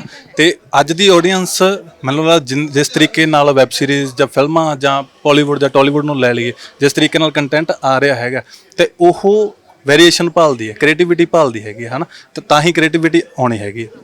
ਮਤਲਬ ਅੱਜ ਦੀ ਆਡੀਅנס ਜਾਂ ਅੱਜ ਦੀ ਜਨਰੇਸ਼ਨ ਇੰਨੀ ਸਿਆਣੀ ਹੋ ਚੁੱਕੀ ਹੈ ਕਿ ਉਹਨਾਂ ਨੂੰ ਪਤਾ ਹੈ ਉਹਨਾਂ ਨੇ ਆਪਣਾ ਟਾਈਮ ਕਿੱਥੇ ਇਨਵੈਸਟ ਕਰਨਾ ਆ। ਉਹ ਇੱਦਾਂ ਦੇ ਪ੍ਰੋਜੈਕਟਸ ਨਹੀਂ ਦੇਖਣਾ ਚਾਹਣਗੇ ਮੇਰੇ ਖਿਆਲ ਨਾਲ ਜਿਹਦੇ 'ਚ ਹੀਰੋ ਇੱਕ ਬਹੁਤ ਬਿੰਦਾਸ ਐਂਟਰੀ ਲੈ ਰਿਹਾ ਹੈ ਤੇ ਉਹਦੇ ਮਗਰ ਸਟੋਰੀ ਕੋਈ ਨਹੀਂ ਹੈ। ਹਮੇਸ਼ਾ ਜਿਹੜੀ ਇੱਕ ਕਹਾਣੀ ਹੈ ਉਹ ਇੱਕ ਸਿੰਗਲ ਬੰਦੇ ਦੇ ਨਾਲ ਕਦੀ ਨਹੀਂ ਚੱਲਦੀ, ਉਹਦੇ ਨਾਲ ਪਿਲਰਸ ਜਿਹੜੇ ਸਪੋਰਟਿੰਗ ਆਰਟਿਸਟ ਆ ਉਹ ਹੋਣੇ ਬਹੁਤ ਜ਼ਰੂਰੀ ਹੁੰਦੇ ਆ। ਸੋ ਸਪੋਰਟਿੰਗ ਆਰਟਿਸਟ ਚਾਹੇ ਹੀਰੋ ਸਾਡਾ ਸੇਮ ਵੀ ਹੋਵੇ ਬਟ ਕਿਤੇ ਨਾ ਕਿਤੇ ਸਪੋਰਟਿੰਗ ਆਰਟਿਸਟ ਜਦੋਂ ਬਦਲਦੇ ਰਹਿੰਦੇ ਨੇ ਤਾਂ ਇੱਕ ਉਹ ਅਲੱਗ ਚੀਜ਼ ਵੀ ਨਿਕਲ ਕੇ ਆਉਂਦੀ ਹੈ। ਐਂਡ ਅੱਜ ਦੀ ਜਨਰੇਸ਼ਨ ਕਨਸੈਪਟ ਦੇਖਣਾ ਚਾਹੁੰਦੀ ਆ, ਕਰੈਕਟਰਸ ਦੇਖਣਾ ਚਾਹੁੰਦੀ ਆ। ਹਰ ਤਰੀਕੇ ਨਾਲ ਉਹ ਸਿਰਫ ਇੱਕ ਲਵ ਸਟੋਰੀ ਜਾਂ ਐਕਸ਼ਨ ਨਹੀਂ ਦੇਖਣਾ ਚਾਹੁੰਦੀ, ਉਹ ਦੇਖਣਾ ਚਾਹੁੰਦੀ ਹੈ ਕਿ ਉਸ ਕਨਸੈਪਟ ਦੇ ਵਿੱਚ ਆਰਟਿਸਟ ਕਿੰਨਾ ਢਲ ਕੇ ਬਾਹਰ ਨਿਕਲਿਆ। ਕਿਉਂਕਿ ਅਸਲ ਦੇ ਵਿੱਚ ਮੇਰੇ ਖਿਆਲ ਨਾਲ ਆਰਟਿਸਟ ਉਦੋਂ ਕਾਮਯਾਬ ਹੁੰਦਾ ਵਾ ਜਦੋਂ ਉਹ ਆਪਣੇ ਨਾਲ ਆਡੀਅנס ਨੂੰ ਜੋੜ ਲੇ। ਬਾਲੀਵੁੱਡ ਦੇ ਵਿੱਚ ਵੀ ਤੁਸੀਂ ਕੰਮ ਕੀਤਾ, ਹਿੰਦੀ ਫਿਲਮਾਂ ਦੇ ਪੰਜਾਬੀ ਮੂਵੀਜ਼ ਦੇ ਵਿੱਚ ਵੀ ਤੁਸੀਂ ਕੰਮ ਕੀਤਾ, ਦੋਨਾਂ 'ਚ ਡਿਫਰੈਂਸ ਕੀ ਦੇਖਦੇ? ਪ੍ਰੋਫੈਸ਼ਨਲਿਜ਼ਮ, ਸੌਰੀ ਮੈਂ ਇਹ ਚੀਜ਼ ਨਹੀਂ ਕਹਿਣਾ ਚਾਹੁੰਦੀ, ਨੋ ਡਾਊਟ ਆਪਣੀ ਪੰਜਾਬੀ ਇੰਡਸਟਰੀ ਵੀ ਥੋੜ੍ਹੀ ਬਹੁਤ ਪ੍ਰੋਫੈਸ਼ਨਲ ਹੈਗੀ ਆ, ਬਟ ਅਗਰ ਬਾਲੀਵੁੱਡ ਸਾਈਡ ਦੀ ਗੱਲ ਕਰੀਏ ਤਾਂ ਉਹ ਬਹੁਤ ਪ੍ਰੋਫੈਸ਼ਨਲ ਨੇ। ਚਾਹੇ ਫਿਰ ਉਹ ਕੰਮ ਨੂੰ ਲੈ ਕੇ ਹੋਣ, ਚਾਹੇ ਫਿਰ ਉਹ ਕਾਸਟਿੰਗਸ ਨੂੰ ਲੈ ਕੇ ਹੋਣ, ਚਾਹੇ ਫਿਰ ਉਹ ਸ਼ੂਟ ਟਾਈਮਸ ਨੂੰ ਲੈ ਕੇ ਹੋਣ। ਅਗਰ ਉੱਥੇ 7 ਵਜੇ ਕੈਮਰਾ ਰੋਲ ਹੈ ਤੇ ਮਤਲਬ ਰੋਲ ਹੈ, ਤੁਸੀਂ 1 ਮਿੰਟ ਉੱਪਰ ਥੱਲੇ ਨਹੀਂ ਕਰ ਸਕਦੇ। ਔਰ ਉੱਥੋਂ ਦੇ ਇੱਕ ਬੰਦੇ ਦੇ ਵਿੱਚ ਪ੍ਰੋਫੈਸ਼ਨਲਿਜ਼ਮ ਜਿਹੜੀ ਹੈ ਨਾ ਸਾਨੂੰ ਦੂਰ ਦੂਰ ਤੋਂ ਦੇਖਣ ਨੂੰ ਮਿਲਦੀ ਹੈ। ਐਂਡ ਪੰਜਾਬੀ ਇੰਡਸਟਰੀ ਦੇ ਵਿੱਚ ਮਤਲਬ ਮੈਂ ਕਿਸੇ ਨੂੰ ਟਾਰਗੇਟ ਨਹੀਂ ਕਰ ਰਹੀ ਬਟ ਜੋ ਮੇਰੇ ਨਾਲ ਹੋਇਆ ਮੈਂ ਉਸ ਬਿਹਾਫ 'ਤੇ ਗੱਲ ਕਰੂੰਗੀ ਕਿ ਪੇਮੈਂਟਸ ਨੂੰ ਲੈ ਕੇ ਬਹੁਤ ਰੌਲਾ ਹੁੰਦਾ ਆ ਕਿ ਪ੍ਰੋਜੈਕਟ ਕੰਪਲੀਟ ਵੀ ਹੋ ਜਾਊਗਾ ਤੇ ਐਟ ਦ ਐਂਡ ਦੇ ਡੇ ਤੱਕ ਇਹੀ ਕਹਿੰਦੇ ਨੇ ਹਾਂਜੀ ਬਸ ਤੁਹਾਡੇ ਅਕਾਊਂਟਸ ਪੈ ਰਹੇ ਨੇ ਪੈਸੇ, ਹਾਂਜੀ ਪੈ ਰਹੇ ਨੇ। 4 ਮਹੀਨੇ ਨਿਕਲ ਜਾਂਦੇ ਨੇ ਬਟ ਪੇਮੈਂਟਸ ਕਈਆਂ ਦੀਆਂ ਕਲੀਅਰ ਨਹੀਂ ਹੁੰਦੀਆਂ। ਸੋ ਬਾਲੀਵੁੱਡ ਦੇ ਵਿੱਚ ਆਹ ਚੀਜ਼ ਮੈਨੂੰ ਅੱਜ ਤੱਕ ਦੀ ਦੇਖਣ ਨੂੰ ਨਹੀਂ ਮਿਲੀ। They are very particular about artist time and ਅਗਰ ਚਾਹੇ ਫਿਰ ਉਹ ਉਹਨਾਂ ਦੀ ਪੇਮੈਂਟ ਦੀ ਗੱਲ ਹੋਵੇ ਜਿੱਦਾਂ ਵੀ ਹੋਵੇ, ਅਗਰ ਤੁਸੀਂ ਫਾਈਨਲ ਹੋ ਤੁਹਾਡੇ ਅਕਾਊਂਟਸ ਦੇ ਵਿੱਚ ਐਡਵਾਂਸ ਔਨ ਦ ਸਪੌਟ ਆਉਂਦਾ ਆ। ਬਟ ਪੰਜਾਬੀ ਇੰਡਸਟਰੀ ਵਿੱਚ ਆਹ ਚੀਜ਼ਾਂ ਫਿਲਹਾਲ ਇਹ ਦੇਖਣ ਨੂੰ ਬਹੁਤ ਰੇਅਰ ਮਿਲਦੀਆਂ। ਇਸ ਗੱਲ ਨਾਲ ਮੈਂ ਤੁਹਾਡੇ ਨਾਲ ਸਹਿਮਤ ਵੀ ਹੋਊਂਗਾ। ਕਿਉਂ ਸਹਿਮਤ ਹੋਊਂਗਾ? ਇਸ ਕਰਕੇ ਕਿਉਂਕਿ ਸਾਡੇ ਸੀਨੀਅਰ ਅਦਾਕਾਰ ਸਰਦਾਰ ਸੋਹੀ ਸਾਹਿਬ, ਉਹਨਾਂ ਤੋਂ ਵੀ ਇਹ ਗੱਲ ਸਾਨੂੰ ਸੁਣਨ ਨੂੰ ਮਿਲੀ ਕਿ ਜਿਹੜੀ ਪੇਮੈਂਟ ਦਾ ਜਿਹੜਾ ਇਸ਼ੂ ਹੈਗਾ ਤੇ ਉਹਨਾਂ ਨੇ ਸਪੈਸ਼ਲੀ ਮਤਲਬ ਉਹਨਾਂ ਨੇ ਕਿਹਾ ਕਿ ਯਾਰ ਪੈਸੇ ਦੇ ਦਿਆ ਕਰੋ ਆਰਟਿਸਟਾਂ ਨੂੰ, ਜ਼ਰੂਰੀ ਹੁੰਦੇ ਉਹਨਾਂ ਵਾਸਤੇ ਵੀ। ਤੁਸੀਂ ਜੇ ਪ੍ਰੋਡਕਸ਼ਨ ਹਾਊਸ ਆ, ਤੁਸੀਂ ਏਡੀਆਂ ਮੂਵੀਜ਼ ਬਣਾ ਰਹੇ ਹੋ, ਇੰਨਾ ਪੈਸੇ ਲਾ ਰਹੇ ਹੋ, ਠੀਕ ਹੈ ਲਾ ਵੀ ਰਹੇ ਹੋ, ਪਰ ਉਸ ਤੋਂ ਬਾਅਦ ਤੁਸੀਂ ਇੰਨਾ ਪੈਸਾ ਕਮਾ ਵੀ ਰਹੇ ਹੋ। ਘੱਟੋ ਘੱਟ ਜਿਹੜੇ ਆਰਟਿਸਟ ਮਿਹਨਤ ਜਿਨ੍ਹਾਂ ਦੀ ਲੱਗੀ ਹੋਈ ਆ ਉਹਨਾਂ ਨੂੰ ਜ਼ਰੂਰ ਉਹਨਾਂ ਦਾ ਬਣਦਾ ਹੱਕ ਦਿੱਤਾ ਜਾਵੇ। ਐਗਜ਼ੈਕਟਲੀ, ਕਿਉਂਕਿ ਕਈ ਵਾਰੀ ਕੀ ਹੁੰਦਾ ਹੈ ਕਿ ਅੱਜ ਕੱਲ੍ਹ ਨਾ ਮੋਸਟਲੀ ਹਰ ਕਿਸੇ ਦੇ ਮੂੰਹ 'ਤੇ ਇੱਕੋ ਗੱਲ ਹੁੰਦੀ ਹੈ, ਜੇ ਅਸੀਂ ਪ੍ਰੋਜੈਕਟ ਕਰਨਾ ਪਰ ਬਜਟ ਬਹੁਤ ਲੋ ਹੈ। ਅਗਰ ਤੁਹਾਡਾ ਬਜਟ ਹੀ ਲੋ ਹੈ ਤਾਂ ਤੁਸੀਂ ਕਰ ਕਿਉਂ ਰਹੇ ਹੋ? ਮਤਲਬ ਤੁਸੀਂ 3 ਕਰੋੜ ਦਾ ਪ੍ਰੋਜੈਕਟ ਬਣਾ ਰਹੇ ਹੋ ਬਟ ਤਾਂ ਵੀ ਤੁਸੀਂ ਕਹਿ ਰਹੇ ਹੋ ਜੀ ਸਾਡਾ ਬਜਟ ਬਹੁਤ ਲੋ ਆ, ਉਹਦੇ ਵਿੱਚ ਤੁਸੀਂ ਇੱਕ ਆਰਟਿਸਟ ਨੂੰ ਪੇਮੈਂਟ ਨਹੀਂ ਦੇ ਸਕਦੇ ਉਹਦੀ। ਮਤਲਬ ਹਰ ਵਾਰੀ ਇਹੀ ਚੀਜ਼ਾਂ ਸੁਣਨ ਨੂੰ ਮਿਲਦੀਆਂ ਨੇ ਐਂਡ ਹੁਣ ਤੁਹਾਨੂੰ ਵੀ ਪਤਾ ਲੱਗ ਗਿਆ ਵਾ ਕਿ ਕਿਤੇ ਨਾ ਕਿਤੇ ਸਿਰਫ ਇਹਨਾਂ ਦੇ ਘੱਟ ਪੈਸੇ ਦੇਣ ਦੀ ਇੱਕ ਤਰੀਕਾ ਹੈ। ਇਹ ਕਹਿ ਦਿਓ ਕਿ ਹਾਂਜੀ ਜੀ ਬਜਟ ਬਹੁਤ ਘੱਟ ਹੈ, ਤੁਸੀਂ ਇੰਨੀ ਵੱਡੀ ਮੂਵੀ ਬਣਾ ਰਹੇ ਹੋ, ਤੁਹਾਡੇ ਪੋਸਟ ਪ੍ਰੋਡਕਸ਼ਨਸ ਹੁੰਦੀਆਂ ਨੇ, ਪ੍ਰੀ ਪ੍ਰੋਡਕਸ਼ਨਸ ਹੁੰਦੀਆਂ ਨੇ। ਹੁਣ ਅਗਰ ਆਰਟਿਸਟ ਦੀ ਗੱਲ ਕਰੀਏ ਤਾਂ ਹਮੇਸ਼ਾ ਸੈਕਰੀਫਾਈਸ ਆਰਟਿਸਟ ਹੀ ਕਿਉਂ ਕਰੇ ਆਪਣੀ ਪੇਮੈਂਟ ਦੇ ਨਾਲ? ਤੁਸੀਂ ਬਾਕੀਆਂ ਨੂੰ ਤਾਂ ਪੇਮੈਂਟ ਪੂਰੀ ਦੇ ਰਹੇ ਹੋ, ਉਹ ਲੜ ਕੇ ਲੈ ਕੇ ਜਾਂਦੇ ਨੇ। ਅਸੀਂ ਸਿਰਫ ਇੱਥੇ ਲੈਕ ਕਰਦੇ ਹਾਂ ਕਿ ਅਸੀਂ ਕਿਸੇ ਦੇ ਨਾਲ ਮੂੰਹ ਤੋਂ ਨਹੀਂ ਵਿਗਾੜਦੇ ਜਾਂ ਲੜਦੇ ਨਹੀਂ ਹੈ ਤੇ ਅਸੀਂ ਸੁਣ ਲੈਂਦੇ ਹਾਂ ਕਿ ਚਲੋ ਠੀਕ ਆ ਜੀ ਕੋਈ ਗੱਲ ਨਹੀਂ ਪੇਮੈਂਟ ਆ ਜੇ। ਐਂਡ ਜੇ ਉਹਨਾਂ ਨੂੰ ਲੱਗਦਾ ਹੈ ਕਿ ਆਰਟਿਸਟ ਕੋਲ ਆਲਰੇਡੀ ਬਹੁਤ ਪੈਸੇ ਪਏ ਹੈ, ਇਹਨਾਂ ਦਾ ਤਾਂ ਸਰੀ ਜਾਂਦਾ ਹੈ, ਤੇ ਉਹ ਚੀਜ਼ ਗਲਤ ਆ। ਮਤਲਬ ਕਿ ਕੋਈ ਨੌਕਰੀ ਕਰਕੇ ਕਮਾਉਂਦਾ ਆ, ਕੋਈ ਬਿਜ਼ਨਸ ਕਰਕੇ ਕਮਾਉਂਦਾ ਹੈ। ਆਰਟਿਸਟ ਦੇ ਲਈ ਅਗਰ ਉਹ ਇਸ ਇੰਡਸਟਰੀ 'ਚ ਕੰਮ ਕਰ ਰਿਹਾ ਤਾਂ ਸਾਰਾ ਕੁਝ ਇਹੀ ਹੈ। ਸੋ ਐਟਲੀਸਟ ਉਹਨੂੰ ਤਾਂ ਪੇਮੈਂਟ ਟਾਈਮ 'ਤੇ ਮਿਲਣੀ ਹੀ ਚਾਹੀਦੀ ਹੈ। ਮੈਨੂੰ ਤਾਂ ਇਹ ਡਰ ਨੂੰ ਵੀ ਮੂਹਰੇ ਰੱਖਦੇ ਆ, ਹੈ ਨਾ, ਕਿਉਂਕਿ ਜਿਹੜੇ ਮੰਨ ਲਓ ਨਵੇਂ ਆਰਟਿਸਟ ਹੈਗੇ ਨੇ ਜਿਨ੍ਹਾਂ ਨੂੰ ਕੰਮ ਦਿੱਤਾ ਹੋਇਆ, ਜਿਹੜੇ ਵੀ ਪ੍ਰੋਡਕਸ਼ਨ ਹਾਊਸ ਨੇ ਕੰਮ ਦਿੱਤਾ ਹੋਇਆ, ਚਲੋ ਪੈਸਾ ਨੂੰ ਲੈ ਕੇ ਜੇ ਫਿਰ ਕਰ ਵੀ ਜਾਣਗੇ ਤਾਂ ਜਿਹੜਾ ਨਵਾਂ ਆਰਟਿਸਟ ਆਊਗਾ ਸ਼ਾਇਦ ਉਹ ਨਹੀਂ ਬੋਲੂਗਾ ਉਹਨਾਂ, ਉਹ ਸ਼ਾਇਦ ਨਹੀਂ, ਕਿਉਂਕਿ ਉਹਨੂੰ ਇਹ ਵੀ ਹਾਂ ਠੀਕ ਆ ਮੈਂ ਇੱਥੇ ਕੰਮ ਕਰਨਾ ਯਾਰ ਹੋਰ ਵੀ ਕੌਣ, ਤੇ ਉਸ ਡਰ ਦਾ ਮੈਨੂੰ ਲੱਗਦਾ ਫਾਇਦਾ ਚੱਕਦੇ ਆ। ਹਾਂ, ਇਹ ਡਰ ਦਾ ਫਾਇਦਾ ਵੀ ਚੱਕਦੇ ਨੇ ਲੋਕ, ਬਟ ਕਿਤੇ ਨਾ ਕਿਤੇ ਜਦੋਂ ਆਰਟਿਸਟ ਫਰਸਟ੍ਰੇਟ ਹੋ ਕੇ ਕਹਿ ਵੀ ਦਿੰਦਾ ਨਾ ਕਿ ਐਟਲੀਸਟ ਪੇਮੈਂਟ ਤਾਂ ਕਰ ਦੋ ਕਿ ਹੁਣ ਚੰਗਾ ਨਹੀਂ ਲੱਗ ਰਿਹਾ, ਤਾਂ ਬਹੁਤ ਸਾਰੇ ਇੱਦਾਂ ਦੇ ਪ੍ਰੋਡਿਊਸਰਸ ਵੀ ਨੇ ਜਿਹੜੇ ਸੀਨ ਕਰਕੇ ਛੱਡ ਦੇਣਗੇ, ਜਿਨ੍ਹਾਂ ਨੂੰ ਫਰਕ ਹੀ ਨਹੀਂ ਪਏਗਾ ਕਿ ਹਾਂਜੀ ਜੀ ਮੈਸੇਜ ਆਇਆ ਵੀ ਹੈ ਨਹੀਂ ਆਇਆ। ਐਂਡ ਮੇਰੇ ਨਾਲ ਖੁਦ ਦਾ ਇੱਦਾਂ ਦਾ ਐਕਸਪੀਰੀਅੰਸ ਹੋਇਆ ਵਾ ਕਿ ਇਹ ਕਹਿ ਦਿੱਤਾ ਜਾਂਦਾ ਸੀਗਾ ਕਿ ਡਬਿੰਗ ਦੇ ਟਾਈਮ ਦੇ ਉੱਤੇ ਹੈ ਨਾ ਪੇਮੈਂਟਸ ਕਰ ਦਿੱਤੀਆਂ ਜਾਣਗੀਆਂ, ਬਟ ਉਦੋਂ ਵੀ ਨਾ ਕਰਨੀਆਂ। ਐਂਡ ਇੱਕ ਆਰਟਿਸਟ ਤੋਂ ਬਾਰ-ਬਾਰ ਇਹ ਕਹਿਲਵਾਉਣਾ ਬਿਕਾਜ਼ ਸਾਨੂੰ ਵੀ ਚੰਗਾ ਨਹੀਂ ਲੱਗਦਾ ਬਾਰ-ਬਾਰ ਕਹਿਣਾ। ਐਟ ਦਾ ਐਂਡ ਅਸੀਂ ਇਹ ਸੋਚਦੇ ਹਾਂ ਕਿ ਚੱਲ ਛੱਡ ਪਰਾਂ ਕੀ ਮੰਗਣੇ ਆ, ਸੋ ਉਹ ਚੀਜ਼ ਨਹੀਂ ਹੋਣੀ ਚਾਹੀਦੀ। ਅਗਰ ਪੇਮੈਂਟ ਦੇ ਮਾਮਲੇ 'ਚ ਇਹ ਸਾਰੇ ਜਾਣੇ ਬਹੁਤ ਪ੍ਰੋਫੈਸ਼ਨਲ ਹੋ ਜਾਣ ਤਾਂ ਬੜੀ ਵਧੀਆ ਗੱਲ ਹੈ। ਰੀਸੈਂਟਲੀ ਮੈਂ ਇੱਕ ਮੂਵੀ ਕੰਪਲੀਟ ਕੀਤੀ ਸੀਗੀ ਲੱਕੀ ਸਕੀਮ ਕਰਕੇ। ਸੋ ਹੁਣ ਤੱਕ ਦਾ ਮੇਰਾ ਬੈਸਟ ਐਕਸਪੀਰੀਅੰਸ ਪੇਮੈਂਟ ਵਾਈਜ਼ ਉਹਨਾਂ ਨਾਲ ਰਿਹਾ ਹੈ। ਐਂਡ ਉਹਨਾਂ ਨੇ ਪੇਮੈਂਟ ਡਬਿੰਗ ਤੱਕ ਵੀ ਨਹੀਂ ਵੇਟ ਕੀਤੀ, ਸਭ ਕੁਝ ਪਹਿਲੇ ਹੀ ਕਲੀਅਰ ਕਰ ਦਿੱਤਾ ਕਿ ਨਹੀਂ ਇਹ ਪੇਮੈਂਟ ਹੈਗੀ ਆ, ਆਰਟਿਸਟ ਨੇ ਆਪਣਾ ਟਾਈਮ ਦਿੱਤਾ ਆ, ਇਹਨਾਂ ਨੂੰ ਕਲੀਅਰ ਕਰੋ। ਕਿਉਂਕਿ ਅਗਰ ਉਹਨੇ ਇੰਨੀ ਵੱਡੀ ਫਿਲਮ ਦੇ ਲਈ ਟਾਈਮ ਦਿੱਤਾ ਤਾਂ ਡਬਿੰਗ ਦੇ ਲਈ ਕਿਉਂ ਨਹੀਂ ਆਊਗਾ ਆਰਟਿਸਟ? ਹਰ ਆਰਟਿਸਟ ਚਾਹੂਗਾ ਕਿ ਉਹਦੀ ਆਵਾਜ਼ ਹੀ ਅੱਗੇ ਆਵੇ। ਇੱਕ ਨਾ ਜਦੀ ਲਾਈਨ ਹੈਗੀ ਹੈ ਖਾਸ ਕਰਕੇ ਐਕਟਿੰਗ ਲਾਈਨ, ਸੌਰੀ ਮੈਂ ਪੁੱਛ ਰਿਹਾ ਪਰ ਸਵਾਲ ਬਹੁਤ ਜਾਣਦੇ ਇਹ ਮਨ ਦੇ ਵਿੱਚ ਹੁੰਦਾ ਹੀ ਹੁੰਦਾ। ਐਕਟਿੰਗ ਜਿਹੜੀ ਲਾਈਨ ਹੈਗੀ ਹੈ ਜਾਂ ਮਾਡਲਿੰਗ ਜਿਹੜੀ ਲਾਈਨ ਹੈਗੀ ਹੈ, ਖਾਸ ਕਰਕੇ ਕੁੜੀਆਂ ਦੇ ਲਈ ਇਹ ਸੋਚਿਆ ਜਾਂਦਾ, ਲੋਕਾਂ ਦੀ ਮੈਂਟੈਲਿਟੀ ਬਣੀ ਹੋਈ ਹੈ ਕਿ ਹਾਂ ਯਾਰ ਜੇ ਇਹਨੇ ਵੱਡੀ ਮੂਵੀ ਦੇ ਵਿੱਚ ਕੰਮ ਕਰ ਲਿਆ ਜਾਂ ਕਿਸੇ ਹੋਰ ਮੂਵੀ ਦੇ ਵਿੱਚ ਕੰਮ ਕਰ ਲਿਆ, ਸ਼ਾਇਦ ਇਹ ਕੰਪਰੋਮਾਈਜ਼ ਕਰਕੇ ਗਏ ਹੋਣਗੇ, ਸ਼ਾਇਦ ਇਹਨਾਂ ਨੇ ਕੋਈ ਹੋਰ ਮਤਲਬ ਇਹਨਾਂ ਨੇ। ਪਰ ਉਸ ਚੀਜ਼ ਨੂੰ ਤੁਸੀਂ ਕਿਵੇਂ ਡਿਫਾਈਨ ਕਰਨਾ ਚਾਹੁੰਦੇ ਹੋ ਕਿ ਜਿਹੜੀ ਬਾਲੀਵੁੱਡ ਇੰਡਸਟਰੀ ਹੈ, ਠੀਕ ਹੈ, ਉਹਦੇ ਵਿੱਚ ਬਹੁਤ ਸਾਰੇ ਕਿੱਸੇ ਸੁਣੇ, ਪੰਜਾਬੀ ਇੰਡਸਟਰੀ ਬਹੁਤ ਘੱਟ ਰੇਅਰ ਕਿੱਸੇ ਅਸੀਂ ਸੁਣੇ ਹੈਗੇ ਆ, ਪਰ ਬਹੁਤ ਘੱਟ ਰੇਅਰ ਕਿੱਸੇ ਅਸੀਂ ਸੁਣੇ ਹੈਗੇ ਆ। ਤੁਸੀਂ ਇਸ ਬਾਰੇ ਕੀ ਬਿਆਨ ਬਜ ਦਿਓ? ਮੇਰੇ ਖਿਆਲ ਦੇ ਨਾਲ ਕੋਈ ਤੁਹਾਡੇ ਨਾਲ ਜ਼ਬਰਦਸਤੀ ਨਹੀਂ ਕਰਦਾ, ਤਾਲੀ ਦੋ ਹੱਥਾਂ ਨਾਲ ਵੱਜਦੀ ਹੈ। ਜੇ ਤੁਹਾਨੂੰ ਕੋਈ ਇੱਦਾਂ ਦੀ ਚੀਜ਼ ਆਫਰ ਕਰਦਾ ਆ ਐਂਡ ਜੇ ਤੁਸੀਂ ਕਰਦੇ ਹੋ ਤਾਂ ਤੁਸੀਂ ਅਗਲੇ ਨੂੰ ਖੁਦ ਮੌਕਾ ਦਿੰਦੇ ਹੋ ਕਿ ਉਹ ਤੁਹਾਡੀ ਬਦਨਾਮੀ ਕਰੇ ਜਾਂ ਕੁਝ ਵੀ ਕਰੇ। ਐਂਡ ਜਿਹੜੀਆਂ ਕੁੜੀਆਂ ਨੂੰ ਲੱਗਦਾ ਹੈ ਕਿ ਕੰਪਰੋਮਾਈਜ਼ ਕਰਕੇ ਉਹਨਾਂ ਨੂੰ ਕੰਮ ਮਿਲ ਜੂਗਾ, ਮੈਂ ਉਹਨਾਂ ਦੀ ਇੱਕ ਚੀਜ਼ ਸੀਰੀਅਸਲੀ ਉਹਨਾਂ ਦੇ ਦਿਮਾਗ 'ਚੋਂ ਗਲਤਫਹਿਮੀ ਕੱਢਣਾ ਚਾਹੁੰਦੀ ਹਾਂ ਕਿ ਉਹ ਕੰਮ ਤੁਹਾਨੂੰ ਸਿਰਫ ਇੱਕ ਵਾਰ ਮਿਲੂਗਾ, ਤੁਹਾਡਾ ਲੌਂਗ ਟਰਮ ਨਹੀਂ ਹੈਗਾ। ਅਗਰ ਤੁਸੀਂ ਲੌਂਗ ਟਰਮ ਕੰਮ ਕਰਨਾ ਹੈ, ਆਪਣੇ ਸਿਰ ਦੇ ਉੱਤੇ ਆਪਣੀ ਮਿਹਨਤ ਦੇ ਸਦਕਾ ਕੰਮ ਕਰਕੇ ਅੱਗੇ ਆਓ। ਬਿਕਾਜ਼ ਉਸ ਟਾਈਮ ਤੇ ਤੁਹਾਨੂੰ ਕੋਈ ਚੈਲੰਜ ਕਰਨ ਵਾਲਾ ਨਹੀਂ ਹੋਊਗਾ ਕਿ ਹਾਂਜੀ ਜੀ ਇਹਨੂੰ ਤਾਂ ਅਸੀਂ ਬਣਾਇਆ ਜਾਂ ਇਹਨੂੰ ਅਸੀਂ ਕੰਮ ਦਿੱਤਾ ਜਾਂ ਇਹਨੂੰ ਅਸੀਂ ਕਾਸਟ ਕੀਤਾ। ਸੋ ਆਪਣੇ ਆਪ ਨੂੰ ਤੁਸੀਂ ਇੰਨਾ ਸਟਰੋਂਗ ਬਣਾ ਕੇ ਚੱਲੋ। ਆਪਾਂ ਜਦੋਂ ਸੱਚਾਈ ਦੇ ਰਸਤੇ 'ਤੇ ਚੱਲਦੇ ਹਾਂ ਸਾਨੂੰ ਟਾਈਮ ਜ਼ਰੂਰ ਲੱਗਦਾ ਆ, ਬਟ ਉਹ ਬਹੁਤ ਦੇਰ ਤੱਕ ਉਹ ਰਸਤਾ ਜਿਹੜਾ ਸਾਡਾ ਸਾਥ ਦਿੰਦਾ ਹੈ। ਆਹ ਕੰਪਰੋਮਾਈਜ਼ ਕਰਕੇ ਛੋਟੇ ਛੋਟੇ ਜਿਹੇ ਜੁਗਾੜ ਜਿਹੇ ਲਗਾ ਕੇ ਕੰਮ ਕਰਨ ਵਾਲੀਆਂ ਜਿੰਨੀਆਂ ਵੀ ਲੜਕੀਆਂ ਨੇ ਪੰਜਾਬੀ ਇੰਡਸਟਰੀ ਦੇ ਵਿੱਚ ਹੀ, ਉਹ ਤੁਹਾਨੂੰ ਇੱਕ ਜਾਂ ਦੋ ਪ੍ਰੋਜੈਕਟ ਤੋਂ ਬਾਅਦ ਖੁਦ ਹੀ ਨਹੀਂ ਨਜ਼ਰ ਆਈਆਂ ਹੋਣੀਆਂ। ਸੋ ਮੈਂ ਨਾ ਤਾਂ ਉਹਨਾਂ ਲੋਕਾਂ ਦਾ ਕਸੂਰ ਕੱਢਦੀ ਹਾਂ ਜਿਹੜੇ ਇੱਦਾਂ ਦੇ ਆਫਰਸ ਰੱਖਦੇ ਆ, ਮੈਂ ਬਲਕਿ ਇਹ ਚੀਜ਼ ਕਹੂੰਗੀ ਕਿ ਅਗਰ ਉਹ ਕਸੂਰਵਾਰ ਨੇ ਤਾਂ ਉਹ ਲੜਕੀਆਂ ਵੀ ਉਹਨਾਂ ਕਸੂਰਵਾਰ ਨੇ ਜੋ ਉਸ ਦੇ ਲਈ ਹਾਂ ਕਰਦੀਆਂ। ਅਗਰ ਤੁਸੀਂ ਮਨਾ ਕਰ ਦੋਗੀਆਂ, ਅਗਰ ਹਰ ਲੜਕੀ ਇਹ ਕਹਿਣਾ ਸ਼ੁਰੂ ਕਰ ਦੇ ਕਿ ਨਹੀਂ ਵੀ ਅਸੀਂ ਇਸ ਤਰੀਕੇ ਨਾਲ ਕੰਮ ਹੀ ਨਹੀਂ ਕਰਨਾ, ਤਾਂ ਸਾਡੀ ਪੰਜਾਬੀ ਇੰਡਸਟਰੀ 'ਚ ਵੀ ਜਿਹੜੀਆਂ ਥੋੜ੍ਹੀਆਂ ਜਿਹੀਆਂ ਗੱਲਾਂ ਸੁਣਨ ਨੂੰ ਮਿਲਦੀਆਂ ਨੇ ਨਹੀਂ ਮਿਲੂਗੀਆਂ।